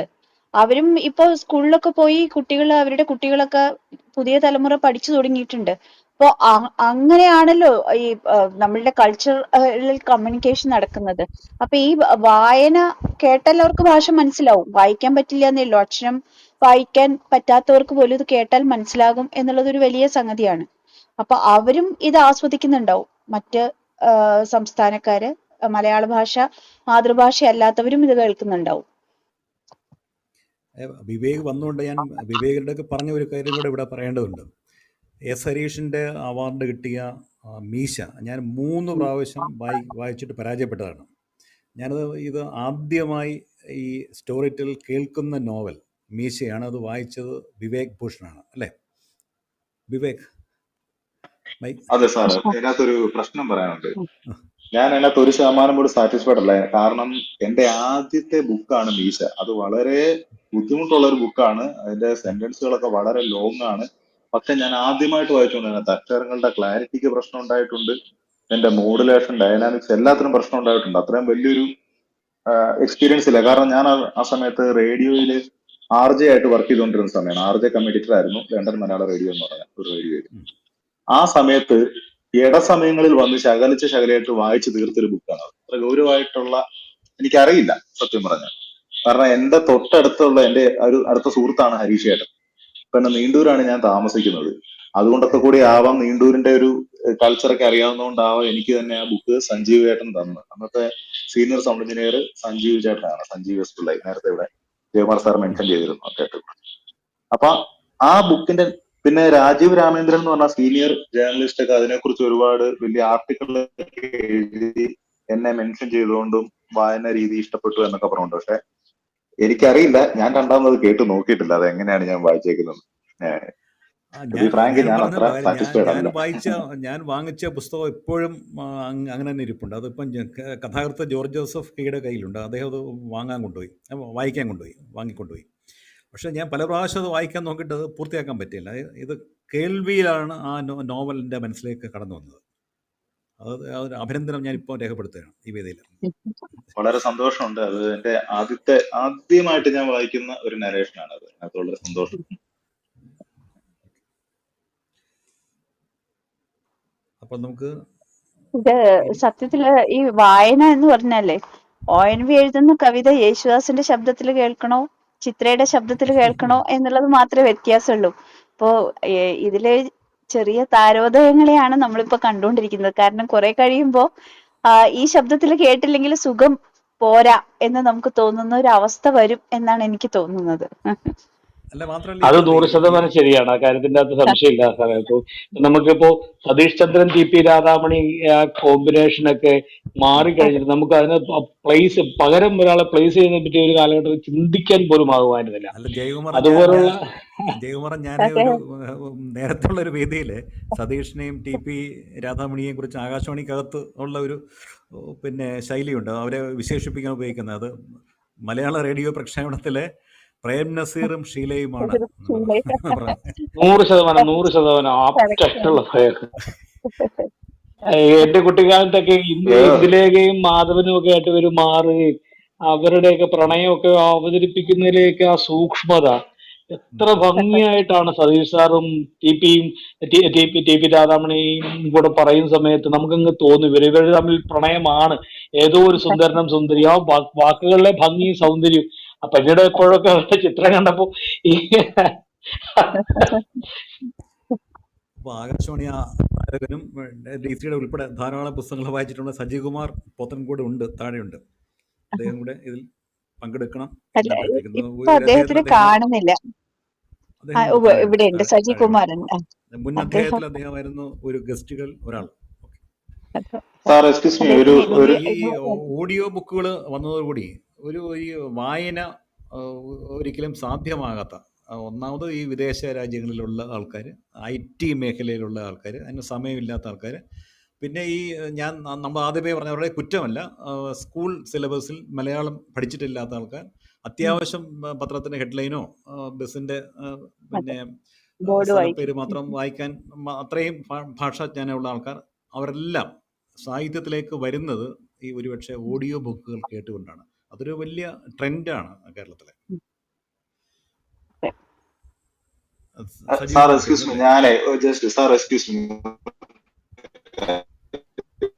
ക്ലിയർ അല്ലല്ലോ, ബ്രേക്ക് വരുന്നുണ്ട്. എനിക്കൊരു കോള് വന്ന് കുറെ തവണ കട്ട് ചെയ്യുന്നുണ്ട്. ഇപ്പൊ കേൾക്കാൻ പറ്റുന്നുണ്ടോ? ഹലോ ഹലോ, ഇപ്പൊ കേൾക്കാമോ? ഓക്കെ സാർ, ഞാൻ ഇപ്പൊ തന്നെ ലീവ് ചെയ്യുകയാണ്. എനിക്കൊരു കോള് വന്ന് ഞാൻ കുറെ തവണ കട്ട് ചെയ്തിരുന്നു. അപ്പൊ ഞാൻ ഒരു മുമ്പ് ഒരു കാര്യം, ഈ രഞ്ജിത്ത് ചേട്ടനെ കുറിച്ചും ജയകുമാർ സാറിനെ കുറിച്ചും ഒരു കാര്യം കൂടെ ഒന്ന് പറഞ്ഞോട്ടെ. ഇപ്പൊ പുതിയതായിട്ട് കുറെ കുട്ടികൾ ഓഡിഷൻ വരുന്നുണ്ട്. കേൾക്കുന്നുണ്ടല്ലോ അല്ലെ? ഓക്കെ. അപ്പൊ ഈ പുതിയതായിട്ട് വരുന്ന കുട്ടികളെ നമ്മളിപ്പോ ട്രെയിൻ ചെയ്യാത്തവരെ ആദ്യത്തെ അക്ഷരം മുതൽ പറഞ്ഞ് പഠിപ്പിക്കേണ്ട ഒരു ഗതികേടിലാണ് ശരിക്കും സൗണ്ട് എഞ്ചിനീയേഴ്സ്. മോഡുലേഷനും ബാക്കി ഭാഗങ്ങളും എല്ലാം പോട്ടെ, ഈ അക്ഷരം ബേസിക് ആയിട്ട് പഠിപ്പിക്കുക എന്ന് പറഞ്ഞാൽ ഭയങ്കര ശ്രമകരമായ ഒരു കാര്യമാണ്, അറിയാമല്ലോ. അത് പണ്ടുപോലെ ശീലിച്ചൊരു കാര്യം പെട്ടെന്ന് ചേഞ്ച് ചെയ്യാൻ നമ്മളെ കൊണ്ടൊന്നും പറ്റത്തില്ല. അപ്പൊ അങ്ങനെയുള്ളിടത്താണ് ഈ രഞ്ജിത്ത് ചേട്ടന്റെ ജയകുമാർ സാറിന്റെ ഒക്കെ ഒരു വില മനസ്സിലാകുന്നത്. കാരണം ഇവര് വളരെ കൺസിസ്റ്റന്റ് ആണ്.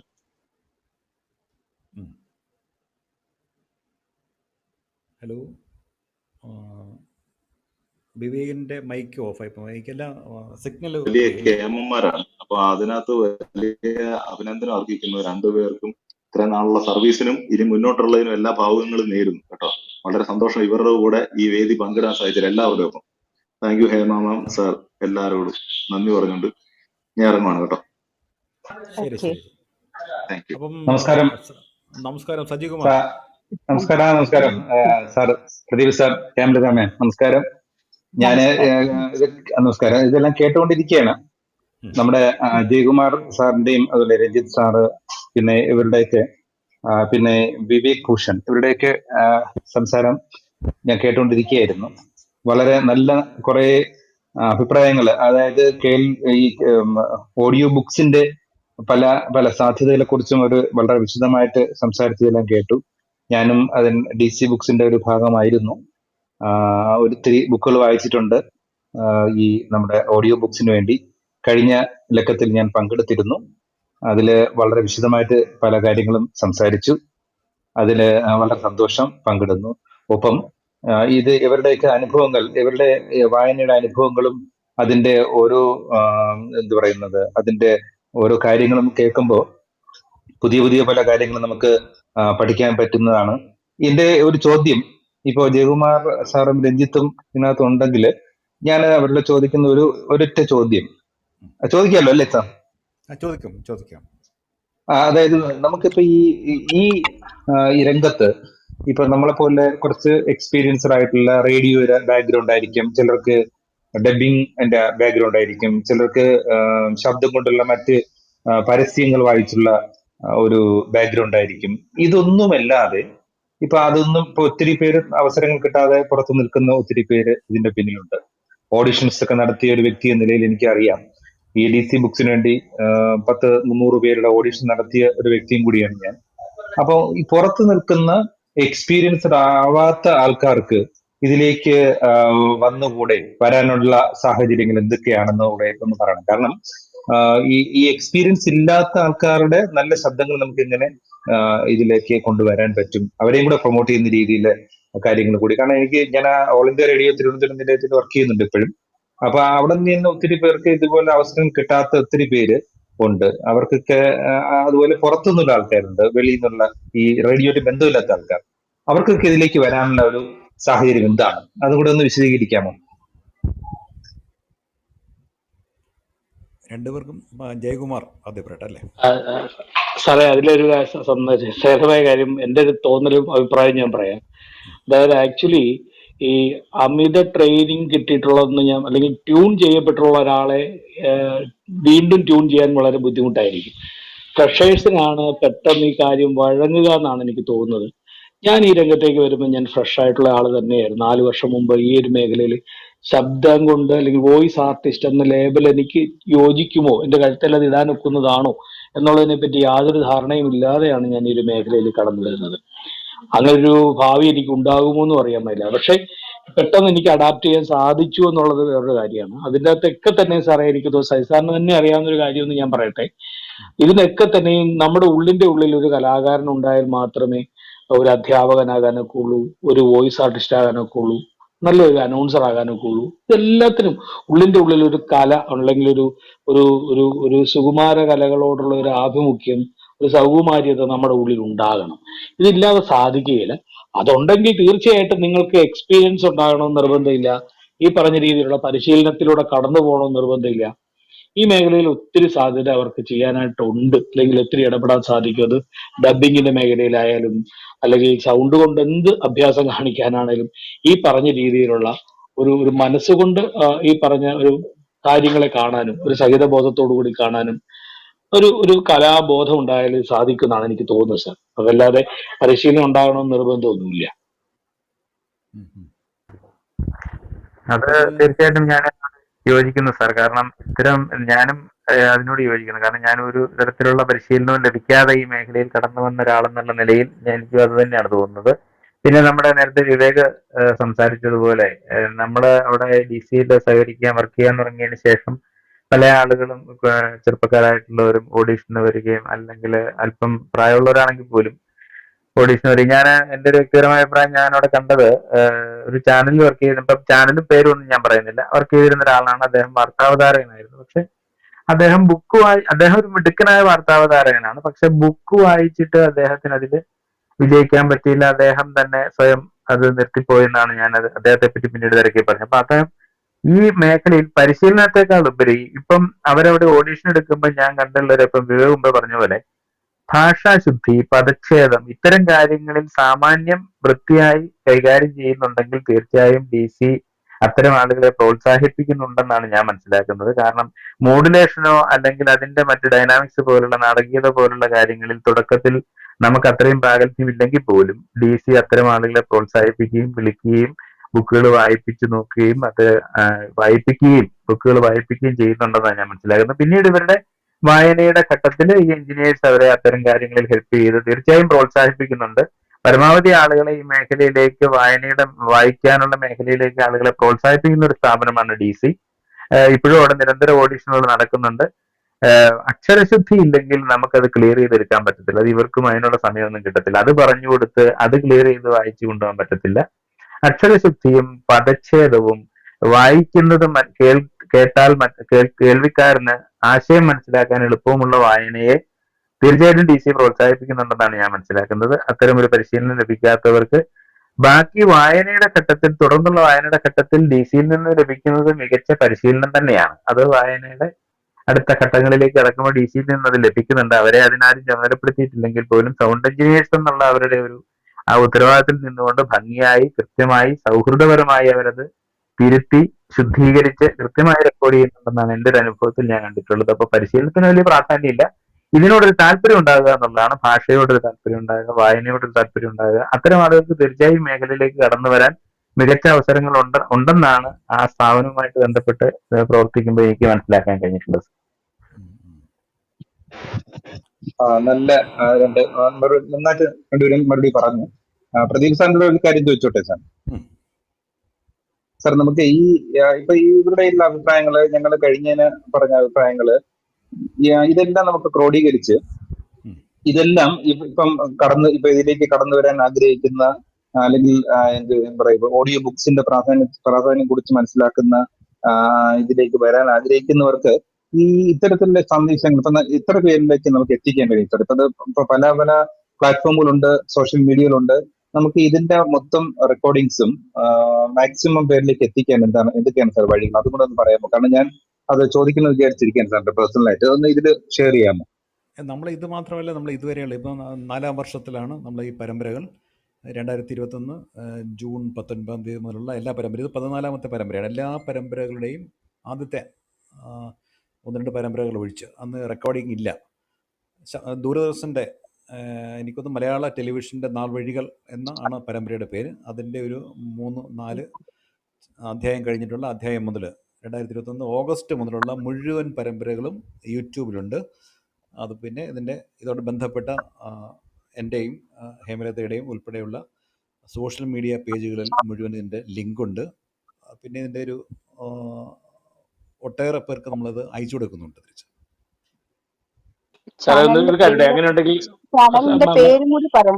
ചാനലിൻ്റെ പേര് മീഡിയ വേവ്സ് ചാനലാണ്.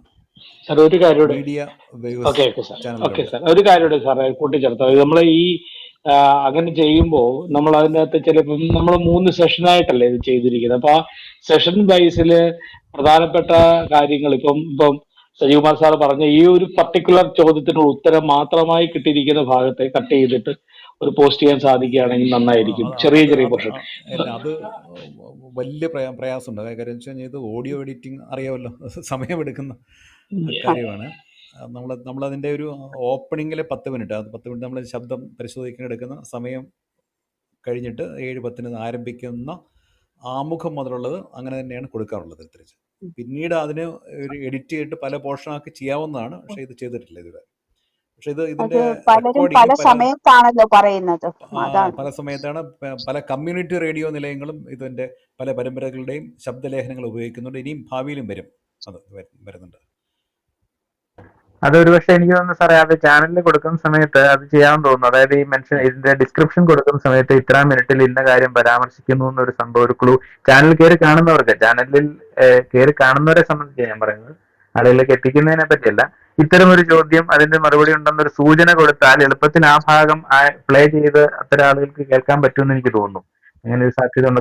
ഓഡിയോ കട്ട് ചെയ്തില്ലെങ്കിലും നമ്മൾ കൊടുക്കുന്ന ഓഡിയോ യഥാർത്ഥത്തിൽ ഇത് മുഴുവനും കേൾക്കേണ്ടതാണ്. ഇപ്പോ 4-5 എപ്പിസോഡ് മാത്രമാണ് ഇത് ഉള്ളത്. ഇത് ഈ ചർച്ചകളെല്ലാം ഇതിലേക്ക് വരാൻ താല്പര്യമുള്ളവർ കേൾക്കേണ്ടതാണെന്നാണ് തോന്നുന്നത്. താരതമ്യേന പുതിയ മേഖല, പിന്നെ ഇതിലുള്ള ആൾക്കാരെ ഒന്നും ഈ പരിവർത്തനത്തിന് പുറത്തുള്ളവർക്ക് അത്ര പരിചിതമില്ല. അപ്പം അങ്ങനെയുള്ള ഇത്തരം പരമ്പരകൾ നമ്മൾ ഒത്തിരി ചെയ്തിട്ടുണ്ട്. ഏറ്റവും കൂടുതൽ നമ്മൾ കമ്മ്യൂണിറ്റി റേഡിയോയെ കുറിച്ചുള്ള അതിലെ അറിയാമല്ലോ, സജീവകുമാർ ഉൾപ്പെടെയുള്ള ആൾക്കാർ പങ്കെടുത്ത ഒരു പരമ്പര ഉണ്ടായിരുന്നു. പിന്നെ ചിത്രകാരന്മാരെ കുറിച്ചുള്ള പരമ്പര, രേഖാ ചിത്രകാരന്മാരെ കുറിച്ചുള്ള പരമ്പര ഉണ്ടായിരുന്നു. ഫോട്ടോഗ്രാഫേഴ്സിനെ കുറിച്ചുള്ള പരമ്പര, ഗൾഫ് റേഡിയോ പ്രക്ഷേപണത്തിൻ്റെ 30ാം വാർഷികം, അങ്ങനെയാണ് നമ്മൾ പരമ്പരകൾ ആരംഭിക്കുന്നത് തന്നെ. ആദ്യകാല ഗൾഫ് റേഡിയോ മലയാള പ്രക്ഷേപകർ മുതൽ ഇപ്പോൾ അവിടെയുള്ള റേഡിയോ നിലയങ്ങളിൽ വർക്ക് ചെയ്യുന്ന RJ-മാർ വരെ പങ്കെടുത്ത പരമ്പര. അങ്ങനെ വ്യത്യസ്തമായ പരമ്പരകൾ ചെയ്തു. ഇത് ഗവേഷണങ്ങൾക്ക് ഡൽഹി യൂണിവേഴ്സിറ്റിയിലും പിന്നെ മദ്രാസ് സർവകലാശാലയിലും ഒക്കെ ഇതിൻ്റെ റെക്കോർഡിങ്ങുകളും അതിനെക്കുറിച്ച് ഉള്ള ഡീറ്റെയിൽഡ് ആയിട്ടുള്ള റിപ്പോർട്ടുകളും ഉപയോഗിച്ചിട്ടുണ്ട്. അപ്പം അങ്ങനെ ചില ഗവേഷണാംശങ്ങൾ കൂടെ ഇതിനകത്തുണ്ട്. തിരിച്ച് ബേസിക് മെറ്റീരിയലായിട്ട് ഇത് ഉപയോഗിക്കുന്നു. സാർ പറഞ്ഞത് കറക്റ്റാണ്. കാരണം നമ്മുടെ ഒരു സുഹൃത്തിന്റെ ഒരു മകളാണ് ഒരിക്കൽ ഒരു ഗവേഷണത്തിന്റെ ഭാഗമായിട്ട് നമ്മുടെ ഈ ഓഡിയോ, നമ്മുടെ ഇതിന്റെ തന്നെ ഈ ചർച്ചയുടെ, എനിക്ക് തോന്നുന്നു അന്ന് ഈ പ്രവാസി ഭാരത് അതിന്റെ തന്നെയാണ്. അതിന്റെ റെക്കോർഡിങ്സിന്റെ കാര്യങ്ങളൊക്കെ എവിടെ കിട്ടും? അതുകൊണ്ട് ഞാൻ ഈ സാറിന് ചോദിച്ചത് ഇത് എവിടെ കിട്ടും, ഈ യൂട്യൂബിൽ അവൈലബിൾ ആണോ, അതിന്റെ ഡീറ്റെയിൽസ് ഒക്കെ ചോദിച്ചത് അതുകൊണ്ടാണ്. ഇനി ഒരു കാര്യം കൂടി നമുക്ക് സാർ പിന്നെ ഇപ്പം ജയകുമാർ സാറും രഞ്ജിത്ത് സാറും ഒന്ന് അവരുടെ മറുപടിക്കും പറയാവർക്കും നമ്മൾ കഴിഞ്ഞ ചർച്ച ചെയ്ത ഒരു വിഷയം കൂടിയായിരുന്നു അത്. അതിന്റെ ഒരു തുടർച്ചയായിട്ട് ഈ കമ്മ്യൂണിറ്റി റേഡിയോകൾ, ഞാൻ അതിന് വർക്ക് ചെയ്തിരുന്ന ആളാണ്. 18 വർഷം റേഡിയോ DC-യുടെ സ്റ്റേഷൻ ഹെഡായിട്ട് വർക്ക് ചെയ്തിരുന്നു. അപ്പൊ ആ എക്സ്പീരിയൻസ് വെച്ച് നമുക്ക് ഈ കമ്മ്യൂണിറ്റി റേഡിയോകൾ ഇപ്പൊ 14 കമ്മ്യൂണിറ്റി റേഡിയോ സ്റ്റേഷൻ ഉണ്ട്. ഇനി ഒരു 6-7 കൂടി വരാൻ വെയിറ്റിംഗിലാണ്. കേന്ദ്ര ഗവൺമെന്റ് അനുമതി കിട്ടിയിരിക്കുകയാണ് പലർക്കും. അപ്പൊ ആ 10-20 റേഡിയോ സ്റ്റേഷൻ കഴിയുമ്പോൾ അവർക്ക് എല്ലാവർക്കും ഇപ്പം തന്നെ ഈ തിരുവനന്തപുരത്തുള്ള കരുണാസായി എന്ന റേഡിയോ, അതുപോലെ കൊല്ലത്ത് ബെൻസിക റേഡിയോ, ഇവർക്കൊക്കെ നമ്മളവരൊക്കെ ഇപ്പോഴും കണക്ഷൻസ് ഉണ്ട്. കണ്ടന്റിന്റെ ഒരു അഭാവം അവർക്കെല്ലാം ഉണ്ട്. അപ്പൊ അവർക്കൊക്കെ നമുക്ക് ഈ ഇത്തരത്തിലുള്ള ഓഡിയോ ബുക്സുകൾ നമുക്ക് തന്നെ ക്രിയേറ്റ് ചെയ്ത ഒരു പ്ലാറ്റ്ഫോമിലൂടെ അവർക്ക് എത്തിക്കാനുള്ള ഒരു സാഹചര്യം കൂടി നമുക്ക് കൊടുക്കാൻ പറ്റുമോ എന്നുള്ളത് കൂടിയാണ് വിശദീകരിക്കാൻ പ്രദീപ് സാറിനും അത് പറയാൻ മറുപടി. സജീവകുമാർ, അത് ഒരു പ്രശ്നമുണ്ട് അതിനകത്ത്. അത് ജയകുമാറിനും രഞ്ജിത്തിനും ഒക്കെ അറിയാം. വിവേക് ഇവിടെ ഉണ്ടായിരുന്നു. വിവേക് അത് ആധികാരികമായി പറഞ്ഞിരുന്നു. അത് കോപ്പിറൈറ്റിൻ്റെ പ്രശ്നമാണുള്ളത്. ഇപ്പോൾ ഓഡിയോ പ്രൊഡ്യൂസേഴ്സ് എന്നുള്ള രീതിയിൽ ഇപ്പം DC-ക്ക് അത് പ്രശ്നമല്ല. DC-യുടെ പുസ്തകങ്ങളുടെ കോപ്പിറൈറ്റ് ഉള്ളത്. ഇപ്പം അതർ ദാൻ ഇപ്പം ഞാൻ നേരത്തെ കൺസൾട്ടൻ്റായിട്ട് വർക്ക് ചെയ്തിരുന്ന ഓറഞ്ച് മീഡിയ തൃശ്ശൂരിൽ. അപ്പം നമ്മൾ ഓറഞ്ച് മീഡിയ എഴുത്തുകാർക്ക് കോപ്പിറൈറ്റ് അവരുടെ അഗ്രിമെൻ്റ് ഒപ്പുവെച്ചിട്ടാണ് പുസ്തകങ്ങൾ വാങ്ങുന്നത് ഓഡിയോ കൊടുക്കാൻ വേണ്ടി. അങ്ങനെ ഞാനും വായിച്ചിട്ടുണ്ട് ബുക്ക്. അതെ, എനിക്കറിയാം. അതറിയാം. അങ്ങനെ കോപ്പിറൈറ്റുള്ള പുസ്തകങ്ങൾ മാത്രമേ നമുക്ക് കൊടുക്കാൻ പറ്റുന്നത്. മൾട്ടിപ്പിൾ പ്ലാറ്റ്ഫോമിൽ കൊടുക്കാം. ഇപ്പം തന്നെ സ്റ്റോറി ടെല്ലിന് കൊടുക്കുന്ന പിന്നെ ഓഡിയോ തന്നെ കുക്കു FM-ന് വേറെ ഏതെങ്കിലും പ്ലാറ്റ്ഫോമിന് കൊടുക്കാൻ പറ്റും. അത് ഈ ഓറഞ്ച് മീഡിയ പോലെയുള്ള ഈ ബാക്കി ഓഡിയോ പ്രൊഡ്യൂസേഴ്സിന് തന്നെ ഈ കമ്മ്യൂണിറ്റി റേഡിയോയിൽ കണ്ടന്റായിട്ട് കൊടുക്കാൻ പറ്റും. അതിന് കുഴപ്പമില്ല.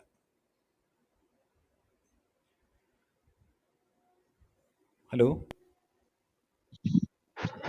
അത് വളരെ നല്ലൊരു കാര്യമാണ് കൊടുക്കാം. അത് നേരത്തെ ഈ ഓറഞ്ച് മീഡിയയുടെ പിന്നെ ഓഡിയോ ബുക്കുകൾ കൊടുക്കാൻ ഒരു ചർച്ച ഉണ്ടായിരുന്നു. പക്ഷെ അത് ഫലപ്രദമായില്ല. കാര്യം കമ്മ്യൂണിറ്റി റേഡിയോയ്ക്കൊന്നും അതിനൊരു നോമിനലായിട്ടുള്ള പ്രതിഫലം കൊടുക്കാനുള്ള സംവിധാനം ഇല്ല പല റേഡിയോയ്ക്കും.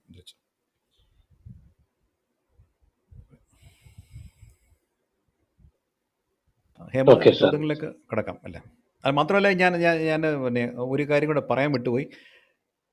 അത് കമ്മ്യൂണിറ്റി റേഡിയോയെക്കുറിച്ചുള്ള ഈ പരമ്പര വളരെ വലിയ പഠനമായിട്ട് കേരള മീഡിയ അക്കാഡമിയുടെ മീഡിയ എന്ന പ്രസിദ്ധീകരണത്തിൽ എഴുതിയിരുന്നു. അത് 2023 ഡിസംബർ ലക്കത്തിനകത്ത് വന്നിട്ടുണ്ട്. ഞാനത് എൻ്റെ ഫേസ്ബുക്കിലൊക്കെ ഇട്ടിരുന്നു. കേരളത്തിലെ കമ്മ്യൂണിറ്റി റേഡിയോയെക്കുറിച്ചുള്ള പഠനം, അന്നത്തെ പരമ്പരയെ ആസ്പദമാക്കിയിട്ടുള്ള. മാത്രമല്ല നമ്മുടെ പുതിയ കഴിഞ്ഞ പരമ്പര, അത് ഏറ്റവും വലിയ ലെങ്തി ആയിട്ടുള്ള പരമ്പര കേരളത്തിലെ മാധ്യമ പ്രവർത്തകരെക്കുറിച്ചായിരുന്നു, ചരിത്ര സാക്ഷികൾ. അത് കാലത്തിൻ്റെ നേർസാക്ഷികൾ എന്ന പേരിൽ അടുത്ത ആഴ്ചകളിൽ കലാകുമുദിയിൽ വരുന്നുണ്ട്. പിന്നീട് അത് പുസ്തകവും ആകുന്നുണ്ട്. അതുപോലെ ഓരോന്നും അങ്ങനെ പുസ്തകമാകുന്നുണ്ടോ സാർ? ഇതുപോലെ ഇപ്പൊ നമ്മുടെ കമ്മ്യൂണിറ്റി റേഡിയോയിലെ പ്രത്യേകിച്ച് ടെക്സ്റ്റ് അങ്ങനെ ഇപ്പം ഇതിന്റെ കേൾമൊഴിക്കാലത്തിന്റെ അങ്ങനെ വരുന്നുണ്ടോ? കേൾമൊഴിക്കാലം അത് പുസ്തകമാക്കാനുള്ള ആലോചന ഇല്ല. ഇപ്പം കമ്മ്യൂണിറ്റി റേഡിയോ അങ്ങനെ നിർദ്ദേശം വന്നിട്ടുണ്ട്. ഫോട്ടോഗ്രാഫേഴ്സിനെ കുറിച്ചുള്ള പരമ്പര മലയാളം വാരികയിലെ പരമ്പരയായിട്ട് വന്നു. അത് പുസ്തകമാകുന്നുണ്ട്. രേഖാചിത്രകാരന്മാരെ കുറിച്ചുള്ള പരമ്പരയുണ്ട്. അതും പുസ്തകമാകുന്നുണ്ട്. തിരിച്ച് ഇപ്പോൾ അത്രയാണുള്ളത്. ഇനിയും ഈ പരമ്പര ഉൾപ്പെടെ ചിലപ്പോൾ വന്നുകൂടായില്ല. കേൾമൊഴിക്കാലം ഓഡിയോ ബുക്സിന്റെ ഒരു പ്ലാറ്റ്ഫോമിൽ തന്നെ ഇത് വായിച്ചു കൊടുക്കേണ്ടതാണ് യഥാർത്ഥത്തിൽ. അത്രയും പ്രധാനപ്പെട്ട കാര്യങ്ങളാണല്ലോ ഇവിടെ ചർച്ച ചെയ്തിട്ടുള്ളത്. ചോദ്യങ്ങളുണ്ടെങ്കിൽ ചോദ്യങ്ങളിലേക്ക് പോകാം ഇനി, അല്ലേ? അതെ. ഇപ്പൊ സാർ പറഞ്ഞല്ലോ, ഇത് പല പ്ലാറ്റ്ഫോമുകളിലും ഓഡിയോ ബുക്സ് വായിക്കാം. നേരത്തെ ഇവിടെ സ്ഥിരമായിട്ട് നമ്മളുടെ പരമ്പരയിൽ പങ്കെടുക്കാൻ വന്നിരുന്ന ഒരു സംഘടനയുടെ അംഗം പറഞ്ഞിരുന്നല്ലോ, അതായത് ബ്ലൈൻഡ്സിന് അവരുടെ ഗ്രൂപ്പിൽ ഇത് വായിക്കാനായിട്ട് കോപ്പിറൈറ്റ് തടസ്സമല്ല എന്നുള്ള ഒരു കാര്യം കൂടി പറഞ്ഞിരുന്നല്ലോ. വിഷ്വലി ചാലഞ്ച്ഡ് ആയിട്ടുള്ള ആളുകൾക്ക് ഇത് ഏത് പുസ്തകവും വേണമെങ്കിലും കോപ്പിറൈറ്റിന്റെ ഒരു പരിധി ഇല്ലാതെ തന്നെ ഉപയോഗിക്കാം എന്നല്ലേ പറഞ്ഞത്? അതെ. ഈ സത്യം പറഞ്ഞാൽ ജയകുമാറിനെ പോലെ, സജീവകുമാറിനെ പോലെ, രഞ്ജിത്തിനെ പോലെയുള്ളവരൊക്കെ അവർക്ക് വേണ്ടി വായിച്ചു കൊടുത്തിട്ടുണ്ടാകും എന്നാണ് എന്നാണ് എൻ്റെ ഒരു ധാരണ. ശരിയാണോ? അതെ അതെ, വായിച്ചിട്ടുണ്ട് സാർ. അവർക്ക് വേണ്ടി കേരള ഫെഡറേഷൻ ഓഫ് ദി ബ്ലൈൻഡുമായിട്ട് സഹകരിച്ച് നമ്മൾ ബുക്സുകൾ അവരുമായിട്ട് വായിച്ചു കൊടുത്തിട്ടുണ്ട്. അവർക്ക് കോപ്പിറൈറ്റിന്റെ ഒരു പ്രോബ്ലം വരുന്നില്ല. കാരണം രണ്ടാം മൂഴം പോലുള്ള DC ബുക്സിന്റെ പല ബുക്കുകളും അവർക്ക് അവർ ഓഡിയോ ബുക്സ് ആക്കുന്നുണ്ട്. ഇപ്പോഴും ഇത് അതിന്റെ ഒരു പ്രോസസ്സിങ്ങിലാണ് അവര്. അത് സ്കൂൾ ടെക്സ്റ്റുകൾക്കാണ് ഇപ്പോൾ അവർ പ്രാധാന്യം കൊടുക്കുന്നത്. പുസ്തകങ്ങൾ ഓഡിയോ രൂപത്തിലാക്കിക്കൊണ്ടിരിക്കുകയാണ്.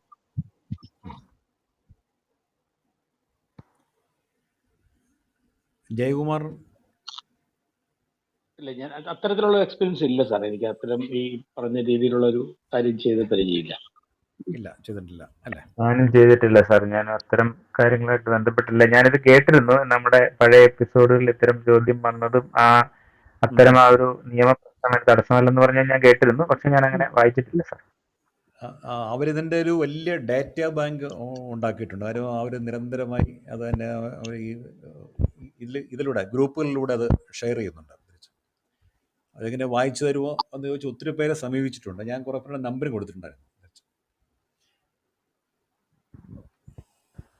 അതിൻ്റെ ഒരു നിയമം സത്യം പറഞ്ഞാൽ നമ്മൾ കഴിഞ്ഞ ആഴ്ചകളിലൊക്കെ ചർച്ച ചെയ്തിരുന്നതാണ്. ഇതിൻ്റെ ഒരു കോപ്പിറൈറ്റ് ഒരു വലിയ പ്രശ്നമാണ്. അതിൻ്റെ നിയമവശങ്ങൾ ചർച്ച ചെയ്യുന്ന ഒരു അധ്യായം കൂടെ നമ്മൾ പ്ലാൻ ചെയ്യുന്നുണ്ട് ഇതിൻ്റെ പിന്നീടുള്ള അധ്യായങ്ങളിൽ. വാസ്തവത്തില് ഈ ഓഡിയോ ബുക്സിന്റെ കാര്യത്തില് അതിലൊരു ഇളവ് വേണ്ടതാണ് എന്നാണ്. കാരണം ഏറ്റവും അധികം പുസ്തകങ്ങൾ വായിക്കപ്പെടേണ്ടതാണ്, പ്രത്യേകിച്ച് പഴയ കാലത്തെ പുസ്തകങ്ങൾ. പിന്നെ പല പുസ്തകങ്ങളുടെ ഓതേഴ്സ് ജീവിച്ചിരിപ്പില്ല. അവരുടെ അനന്തര പരമ്പരകളും ഹേമ, ഇപ്പോഴുള്ള എൻ്റെ ഒരു അറിവിൽ ഇങ്ങനത്തെ കാര്യങ്ങളിൽ കൂടുതൽ ശ്രദ്ധിക്കുന്നുണ്ടാവില്ല. അപ്പോ അത് കൊടുക്കേണ്ടതാണ് എന്നുള്ളത് പ്രധാനമാണ്. ഞാൻ പറഞ്ഞിരുന്ന ഇടയ്ക്ക് ഹേമ പറഞ്ഞ് കേൾക്കാൻ വയ്യാത്തതുകൊണ്ടാണ് ഞാനത് സംസാരം ആരംഭിച്ചത്. ഇപ്പോഴുള്ള ഒരു കോപ്പിറൈറ്റ് ആക്ട് അനുസരിച്ച് എൻ്റെ ഒരു ധാരണ അങ്ങനെയാണ്. ഒരാൾ മരിച്ചു കഴിഞ്ഞാൽ 60 വർഷം കഴിഞ്ഞാൽ അതിന് കോപ്പിറൈറ്റ് ബാധകമല്ല. അങ്ങനെയാണ്. അത് കൃത്യമായി അത് ഓതന്റിക്കായി പറയണമെങ്കിൽ ഈ രംഗത്തുള്ള നിയമവിദഗ്ധർ തന്നെ പറയണം.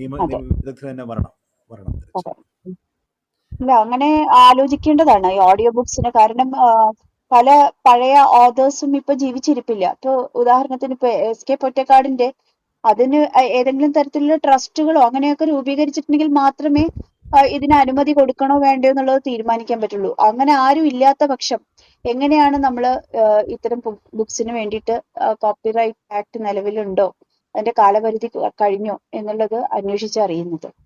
അപ്പൊ അത് തീർച്ചയായിട്ടും ഒരു വലിയ നഷ്ടമാണ് റീഡേഴ്സ്, കേൾവിക്കാരെ സംബന്ധിച്ചിടത്തോളം.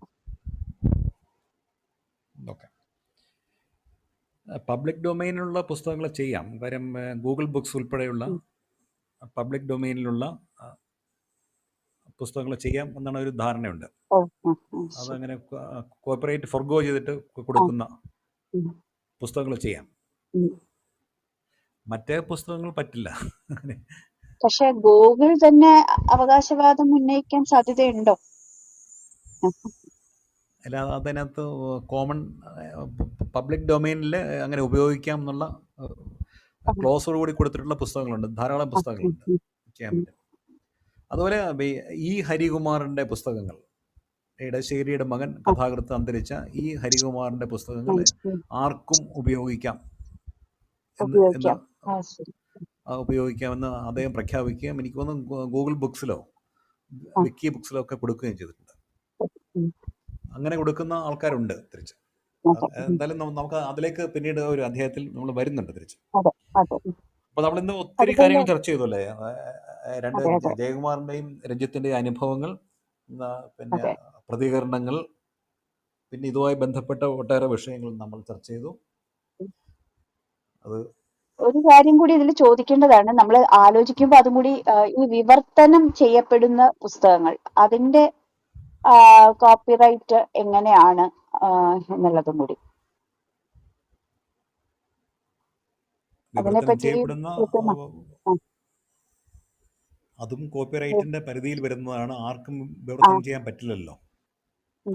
അതിന് പബ്ലിഷേഴ്സിന്റെ റൈറ്റ് വാങ്ങിച്ചിട്ടാണ് ഈ DC പോലെയുള്ള ലീഡിംഗ് ആയിട്ടുള്ള വിവർത്തനം പുസ്തക നടത്തുന്നത് പ്രസാധകർ വിവർത്തനത്തിന് ഏൽപ്പിക്കുന്നത്. അപ്പൊ അവർക്ക് തന്നെയായിരിക്കും അതിന്റെ right. വിവർത്തനം മാത്രമല്ല മാം, ഇപ്പൊ നമ്മളിപ്പോ ഓഡിയോ ബുക്കിനോട് റെക്കോർഡിങ്ങിന് ചെന്നാൽ നമ്മുടെ കയ്യിൽ നിന്ന് പോലും നമുക്ക് എഴുതിയ റൈറ്റ് മേടിച്ചിട്ടാണ് ചെയ്യുന്നത്. ഇന്ന പോലെ ചെയ്യാൻ പോവുകയാണ്, നിങ്ങൾ അതിന്റെ എല്ലാ സംഗതികളും അംഗീകരിക്കണം, ഞങ്ങളിത് ഞങ്ങളുടേതായ ഇഷ്ടത്തിന് ഉപയോഗിക്കുന്നൊക്കെ പറഞ്ഞ് നമ്മുടെ റൈറ്റ് മേടിച്ചിട്ടാണ് ചെയ്യുന്നത്. ഹലോ ഹലോ കേൾക്കാമോ സാർ? അതാണ് ഞാൻ ഉദ്ദേശിച്ചത്. അതാണ് ഞാൻ പറഞ്ഞത്. അതായത് സോറി സാർ, അതായത് ഇത്രേ ഉള്ളൂ. നമ്മുടെ കയ്യിൽ നിന്ന് പോലും DC-യിൽ നമ്മളൊരു ബുക്ക് വായിക്കാൻ ചെന്നാല് അല്ലെങ്കിൽ ചെന്ന് കഴിഞ്ഞാൽ അവര് നമ്മുടെ ഈ കാര്യം പറഞ്ഞ റൈറ്റ് മേടിക്കും. വോയിസ് ആർട്ടിസ്റ്റിന്റെ വരെ റൈറ്റ് മേടിച്ചിട്ടാണ് ചെയ്യുന്നത്. പിന്നെ തർജ്ജമ ചെയ്യുമ്പോൾ ആരാണോ ഒറിജിനൽ ഓതർ അദ്ദേഹത്തിന്റെ കയ്യിൽ നിന്നും റൈറ്റ് മേടിക്കാതെ ചെയ്യില്ല. അപ്പൊ അത്രയും കൃത്യമായിട്ട് കോപ്പിറൈറ്റ് ആക്ട് പിന്തുടരുന്നുണ്ട് ഇത്തരത്തിലുള്ള ഒതന്റിക് ആയിട്ടുള്ള ആൾക്കാർ. അല്ല, ഇപ്പം അതിൻ്റെ വലിയ ആവശ്യകതയുണ്ട്. കാര്യം ഇതൊരു പിന്നെ ഓഡിയോ ഇൻഡസ്ട്രി എന്നുള്ള ഇൻഡസ്ട്രി ആയിട്ട് ഡെവലപ്പ് ചെയ്യുന്ന ഒരു ടേണിംഗ് പോയിന്റ് കഴിഞ്ഞു. ഈ പുതിയ രംഗത്തേക്ക് ഇത് കടന്നു. അപ്പോൾ ഇതിൻ്റെ നിയമങ്ങളെക്കുറിച്ചുള്ള അവബോധം വ്യാപകമാക്കേണ്ട സമയം കൂടിയാണിത് തിരിച്ച്. കാര്യം നമുക്ക് അറിയാൻ പറ്റും. കാര്യം ഒത്തിരി ലീഡിംഗ് ആയിട്ടുള്ള പ്രസാധകരുടെ രചനകൾ ഇതേപോലെ സോഷ്യൽ മീഡിയ പ്ലാറ്റ്ഫോമിൽ കൊടുക്കുകയും കോപ്പിറൈറ്റ് ഇല്ലാതെ അതിന് നിയമ നടപടികൾക്ക് ചില വിധേയരാകുകയൊക്കെ ചെയ്ത കാര്യം നമുക്കറിയാം തിരിച്ച്. അങ്ങനെ ഒരു പ്രശ്നം കൂടെ ഇതിൻ്റെ കൂടെ ഉണ്ട് ഇപ്പം തിരിച്ച്. അപ്പോൾ സജീവകുമാർ, ഇനിയും ഈ കാര്യത്തെക്കുറിച്ച് വേറെ എന്തെങ്കിലും ഉണ്ടോ ചോദിക്കാനായിട്ടല്ല? ഇല്ല സാർ, ഇനി കൂടുതൽ നമ്മൾ ഒരുപാട് കാര്യങ്ങൾ സംസാരിച്ചിട്ടുണ്ടായിരുന്നു. വളരെ ഇൻഫോർമേറ്റീവ് ആയിട്ടുള്ള പല കാര്യങ്ങളും നമ്മൾ കേട്ടറിഞ്ഞു. വളരെ സന്തോഷം. നേരത്തെ വന്ന വിവേക് ഭൂഷൺ ഉൾപ്പെടെയുള്ള നേരത്തെ പറഞ്ഞ വൈശാഖ് ഉൾപ്പെടെയുള്ള എഞ്ചിനീയേഴ്സാണിത് ഈ വിങ്ങിലെ DC-യുടെ. മാത്രമല്ല വായനക്കാർ കൂടിയാണ്. ഇവരുൾപ്പെടെയുള്ള ആൾക്കാർ കൂടി ഇതിലെ പിന്നീടുള്ള അധ്യായങ്ങളിൽ വരുന്നുണ്ട്. പിന്നീടുള്ള അധ്യായം എന്ന് വെച്ചാൽ വളരെ ലെങ്തിയായി ഈ പരമ്പര പോകില്ല. ഞാൻ ആദ്യമേ പറഞ്ഞ പോലെ ഇനി പരമാവധി 3 അധ്യായങ്ങൾ മാത്രമേ ഈ പരമ്പരയ്ക്ക് ഉണ്ടാവുള്ളൂ. അവരും നേരത്തെ പറഞ്ഞ പോലെ ഈ രംഗവുമായി ബന്ധപ്പെട്ട കോപ്പിറൈറ്റിൻ്റെ പ്രശ്നങ്ങൾ ചർച്ച ചെയ്യാൻ പറ്റുന്ന വിദഗ്ധരുണ്ട് കിട്ടുന്നെങ്കിൽ അവരും ഈ പരമ്പരയിൽ പിന്നീടുള്ള അധ്യായങ്ങളിൽ പങ്കെടുക്കും. ഹേമലത, ഇനി ചോദ്യങ്ങളുണ്ടോ? ഇല്ല, ചോദ്യങ്ങളില്ല സർ. നമ്മൾ ഒരുമാതിരി എല്ലാ കാര്യങ്ങളും ചർച്ച ചെയ്ത് കഴിഞ്ഞു. എല്ലാവരും എല്ലാ കാര്യങ്ങളും ചർച്ച ചെയ്തു. ഇനി ഞാൻ ചോദിക്കാനുള്ള ഇവരെ രണ്ടുപേരുടെ ചോദിക്കാനുള്ളത്, നമ്മളിപ്പോൾ ഇറങ്ങിയ പുസ്തകങ്ങൾ നമ്മൾ ഈ പ്ലാറ്റ്ഫോമുകൾ സ്റ്റോറിറ്റെൽ അല്ലെങ്കിൽ കുക്ക് FM പോലെയുള്ള ഇൻ്റർനെറ്റ് പ്ലാറ്റ്ഫോമുകൾ നമ്മൾ വായിക്കുന്നു.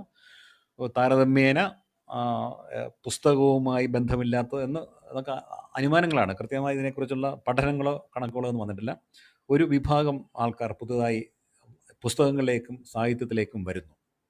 ഇനി ഇതിൻ്റെ ഒരു അടുത്ത ഘട്ടം എന്നുള്ള രീതിയിൽ പുസ്തകങ്ങൾ ഇറങ്ങുമ്പോൾ തന്നെ അച്ചടി മാധ്യമ പുസ്തകങ്ങൾ നിലനിൽക്കുമോ എന്നുള്ള സംശയം പലരും പല വേദികളിലും ഈ നമ്മുടെ വേദികളിൽ ഉൾപ്പെടെ പങ്കുവച്ചിട്ടുണ്ടെങ്കിൽ പോലും പുസ്തകങ്ങളുണ്ടാകും, അല്ലെങ്കിൽ പുസ്തകങ്ങൾ ഇറങ്ങുമ്പോൾ അതിൻ്റെ കൂടെ തന്നെ QR കോഡ് സ്കാൻ ചെയ്ത് കഴിഞ്ഞാൽ ഇപ്പോൾ നമ്മുടെ ലീഡിംഗ് ആയിട്ടുള്ള മിക്ക പ്രസിദ്ധീകരണങ്ങളിലും നമുക്ക് മൾട്ടിമീഡിയ പ്രസിദ്ധീകരണങ്ങളാണ് ഉള്ളത്. QR കോഡ് സ്കാൻ ചെയ്ത് കഴിഞ്ഞാൽ ലേഖനങ്ങൾ കേൾക്കാം, കഥകൾ കേൾക്കാം, നോവലുകൾ കേൾക്കാം. അതേപോലെ തന്നെ പുസ്തകങ്ങളും കേൾക്കുന്ന ഒരു കാലം അടുത്ത് തന്നെ ഉണ്ടാകില്ലേ? അടുത്ത് തന്നെ എന്ന് വെച്ച് കഴിഞ്ഞാൽ ഏതാനും മാസങ്ങൾക്കകം ചിലപ്പോൾ ഇറങ്ങിയിട്ടുണ്ടാകും. ചിലപ്പോൾ അങ്ങനെ ഒരു സാധ്യതയില്ലേ? പുസ്തകങ്ങൾക്കൊപ്പം തന്നെ അച്ചടി പുസ്തകങ്ങൾക്കൊപ്പം തന്നെ ആ പുസ്തകങ്ങളുടെ ഓഡിയോയും കൂടെ ഇറങ്ങുന്ന ഒരു കാലം. 100% സാർ. ഞാനിപ്പോ ഫസ്റ്റ് സൂചിപ്പിച്ചിരുന്നു. ഇപ്പൊ ഞാൻ ഇന്ന് വായിച്ച് തീർത്ത പുസ്തകം ജൂലൈയിൽ പബ്ലിഷ് ആയ പുസ്തകം, അതായത് അനസ് അഹമ്മദിന്റെ കുംഭസാരം എന്ന് പറഞ്ഞൊരു നോവൽ. മുഹമ്മദ് അബ്ബാസ് എന്ന് പറയുന്ന നോവലിസ്റ്റ് ആണ് അത് എഴുതിയിരിക്കുന്നത്. അത് ജസ്റ്റ് അങ്ങോട്ട് പബ്ലിഷ് ആയതേ ഉള്ളൂ. എനിക്ക് തോന്നുന്നില്ല, എനിക്ക് എല്ലാ കടകളിലും വന്നിട്ടുണ്ടെന്ന് തോന്നുന്നില്ല. ഇനി അത് അപ്ലോഡ് ചെയ്യുന്നതിന്റെ താമസം മാത്രമേ ഉള്ളൂ അതിൻ്റെ അകത്ത്. ഇപ്പൊ അതൊക്കെ ഈ ഒരു മന്ത് എൻ്റെ ആയിട്ട് എന്തിൽ തന്നെ അതൊക്കെ അത് എഡിറ്റ് ചെയ്യപ്പെടും. അത് ക്ലിയർ ചെയ്ത് ഒരുപക്ഷെ ഉടനെ തന്നെ അത് ഓഡിയോ ബുക്കായിട്ട് റിലീസ് ആകുകയും ചെയ്യും. മാത്രമല്ല, ഈ പറഞ്ഞ രീതിയിൽ മനുഷ്യ സമൂഹം ഓരോ തരത്തിലുള്ള ആസ്വാദകരെയും തിരിച്ചറിയുന്നു എന്നുള്ളത് വലിയ പ്രധാനപ്പെട്ട കാര്യം. ഓഡിറ്ററി ആയിട്ടുള്ളവർക്ക് ഈ പറഞ്ഞ രീതിയിൽ ഈ പറഞ്ഞ ഓഡിയോ ബുക്ക് വളരെ പ്രയോജനകരമാണ് എന്ന് 100% അവർക്കുള്ളതാണിത്. അതുപോലെ തന്നെ ഈ പറഞ്ഞ വിഷ്വൽ ചെയ്ത് കാണാൻ സാധിക്കുന്നവര്, അതുപോലെ തന്നെ കേട്ട് മാത്രം ഇഷ്ടപ്പെടുന്നവര്, അല്ലെങ്കിൽ വായിച്ചു മാത്രം ഇഷ്ടപ്പെടുന്നവര്, ഇങ്ങനെ പലതരത്തിലുള്ള ആസ്വാദകരും അറിവ് സ്വാംശീകരിക്കുന്നവരും ഉണ്ടല്ലോ. അപ്പൊ അവർക്കെല്ലാം ഈ പറഞ്ഞ രീതിയിൽ ഈ 3 കാറ്റഗറിയിൽപ്പെട്ട രീതിയിൽ കാര്യങ്ങൾ മാറിമറിയാൻ പോവുകയാണ്. അതുകൊണ്ട് പുസ്തകമോ വായനയോ പുസ്തകം വായന മരിക്കുന്നു എന്നുള്ളതിനൊക്കെ അപ്പുറത്ത് അറിവ് തീർച്ചയായിട്ടും കൺവേ ചെയ്യപ്പെടുന്നുണ്ട്, ആശയം കൺവേ ചെയ്യപ്പെടുന്നുണ്ട്. അതിന് ഏതാണോ ഏറ്റവും മികച്ച അവനവൻ അനുയോജ്യമായ മാർഗം ഏതാണോ, ഇപ്പൊ ഓഡിയോ ബുക്ക് ആണെങ്കിൽ ആ രീതിയിൽ ആസ്വാദനം ഉണ്ടാകും. ഈ പറഞ്ഞ QR കോഡ് സ്കാൻ ചെയ്തിട്ട് കേൾക്കാൻ അവർക്ക് സാധിക്കും. അതല്ല, വായനയാണ്, പാരായണക്ഷമതയാണ്, അല്ലെങ്കിൽ പാരായണം ചെയ്യുന്നതാണ് ഇഷ്ടമെന്നുള്ളവർക്ക് അങ്ങനെ ചെയ്യാം. ആ രീതിയിലേക്ക് ഒരു ഒരു ഒരു ശൈലി മാറുന്നത് എല്ലാ വിഭാഗത്തിൽപ്പെട്ടവരെയും ഈ സഹിത ലോകത്തേക്ക് കൈപിടിച്ചു കൊണ്ടുവരുന്നതിന് ഏറ്റവും നല്ലതാണ് എന്ന സംശയമില്ല. പിന്നെ ഒരു കാര്യം കൂടെ പറഞ്ഞു നിർത്തിക്കോട്ടെ. ഈ ലഘുവായിട്ടുള്ള ഈ പരമ്പരാ സംവിധാനം 4 5 ഉള്ള ഘട്ടം മാത്രമുള്ള ഈ പരമ്പരയിലേക്ക് ക്ഷണിക്കപ്പെട്ടു എന്നുള്ളത് സത്യത്തിൽ ഞെട്ടലുണ്ടാക്കുന്ന ഒരു അറിവാണ്. കാരണം അത്രയൊക്കെ സ്വീകരിക്കപ്പെടാനും കേൾക്കാനും ഒക്കെ ഭാഗ്യം സിദ്ധിക്കുന്ന ആളാണോ, അല്ലെങ്കിൽ അംഗീകരിക്കപ്പെടാൻ സാധിക്കുന്നവരാണോ ഞങ്ങളെന്നൊക്കെയുള്ള കാര്യത്തിൽ എനിക്ക് വ്യക്തിപരമായിട്ട് ഉള്ള ഒരു സംശയമുണ്ട്. എന്തായാലും സ്വീകരിച്ചതിനും ഇത്തരത്തിൽ വിളിച്ചതിനും ഒക്കെയുള്ള നന്ദിയും ഈ അവസരത്തിൽ ഒന്ന് രേഖപ്പെടുത്തിക്കൊണ്ട് നിർത്തുന്നു. Thank you. ശരി, ശ്രീ ജയകുമാർ, നമുക്ക് രഞ്ജിത്ത് വിമനേന്ദ്രനെ കൂടി കേൾക്കാം ഈ കാര്യത്തിൽ. തീർച്ചയായും സാർ, തീർച്ചയായും. കാരണം ഈ വായന മരിക്കുന്നു അതൊന്നും ഇല്ല. കാലാനുസൃതമായ സാങ്കേതിക വിദ്യകൾ അതിൽ ഉപയോഗിക്കപ്പെടുന്നു എന്നുള്ളതിൽ പരം വായന മരിക്കുകയൊന്നുമില്ല. വായനയായിട്ടും കേൾവിയായിട്ടും പുസ്തകങ്ങൾ അനശ്വരമായി തന്നെ തുടരുമെന്നാണ് എനിക്ക് ആ കാര്യത്തിൽ പറയാനുള്ളത്. പുതിയ കാലത്തിന്റെ സങ്കേതങ്ങൾ ഉപയോഗിച്ച് പുതിയ രീതിയിലേക്ക് മാറി, പുതിയ എളുപ്പ മാർഗങ്ങളിലേക്ക് മാറി, വായിക്കാൻ സമയമില്ലാത്തവർക്ക്, ഈ പറഞ്ഞ പോലെ വായനാ പരിമിതി ഉള്ളവർക്ക്, ഭാഷയുടെയോ കാഴ്ചയുടെയോ പരിമിതിയൊക്കെ ഉള്ളവർക്കും ഇത്തരം സങ്കേതങ്ങൾ ഉപയോഗിച്ച് പുസ്തകങ്ങൾ എന്നും അനശ്വരമായി തന്നെ നിലനിൽക്കുന്നു. വായന മരിക്കില്ലെന്നും വിശ്വസിക്കാനാണ് എനിക്കിഷ്ടം. അങ്ങനെ ആയിരിക്കുക തന്നെ ചെയ്യും. തീർച്ചയായും ജയകുമാർ സാർ പറഞ്ഞതുപോലെ ഇത്രയും വളരെ വളരെ ചുരുങ്ങിയ എപ്പിസോഡുകളിലായിട്ട് ചെയ്യുന്ന പരമ്പരയിലേക്ക് ക്ഷണിക്കപ്പെട്ടതിൽ ഞാനും ആശ്ചര്യഭരിതനാണ്, സന്തോഷവാനാണ്. അതിനുള്ള നന്ദി ഈ അവസരത്തിൽ അറിയിക്കുന്നു. എല്ലാവരോടും നന്ദി. എന്നെ ഇത്രയും നേരം ഞങ്ങളെ കേട്ട എല്ലാവർക്കുള്ള നന്ദി അറിയിക്കുന്നു. വളരെ നന്ദി സാർ. അപ്പോൾ നമ്മൾ കേൾമൊഴിക്കാലം പരമ്പരയുടെ 4ാം ഭാഗം ഇവിടെ സമാപിക്കുകയാണ്. ഇതിൽ നമ്മൾ രണ്ടുപേരും പറഞ്ഞതിൻ്റെ സാരാംശം ഇതാണ്: രചനകളുടെ രൂപം, ഫോർമാറ്റ്, പ്രസാധന രൂപം മാറുന്നു. അച്ചടി മാധ്യമം, അച്ചടിച്ച പുസ്തകം എന്നതിൽ നിന്ന് ഓഡിയോ ബുക്കുകൾ അല്ലെങ്കിൽ കേൾവി പുസ്തകങ്ങൾ എന്ന രീതിയിലേക്ക് രൂപം മാറുന്നു. രചനകൾ നിലനിൽക്കുന്നു. ശബ്ദമായി അത് കൂടുതൽ ആൾക്കാരുടെ മനസ്സിലേക്ക് എത്തുന്നു. അങ്ങനെ എത്തിക്കുന്ന മലയാളത്തിലെ ആദ്യകാല മാധ്യമ പ്രവർത്തകരെന്നോ കലാകാരന്മാരോ എന്നോ ഒക്കെ വിശേഷിപ്പിക്കപ്പെടാവുന്നവരാണ് ഈ പരമ്പരയിൽ ഇപ്പോൾ ഇതുവരെ പങ്കെടുത്തിട്ടുള്ള എല്ലാവരും, ഇനി പങ്കെടുക്കാൻ പോകുന്നവരും. അപ്പോൾ ഇവർക്ക് രണ്ടുപേർക്കും, ശ്രീ ജയകുമാർ രാമകൃഷ്ണനും രഞ്ജിത്ത് വിമനേന്ദ്രനും ഈ ചർച്ചയിൽ പങ്കെടുത്ത ഇപ്പോൾ കൂടെയുള്ള സജയകുമാർ പോത്തനംകോട് ഉൾപ്പെടെയുള്ള എല്ലാവർക്കും ക്ലബ് ഹൗസ് മീഡിയ റൂമിൻ്റെ പേരിൽ നന്ദി, സന്തോഷമൊക്കെ ഞാൻ രേഖപ്പെടുത്തുന്നു. എല്ലാവർക്കും ശുഭരാത്രി. ഈ പരമ്പരയുടെ 5ാം ഭാഗം അടുത്ത ശനിയാഴ്ച, അതായത് ഓഗസ്റ്റ് 3-ാം തീയതി രാത്രി 7 മണിക്ക്.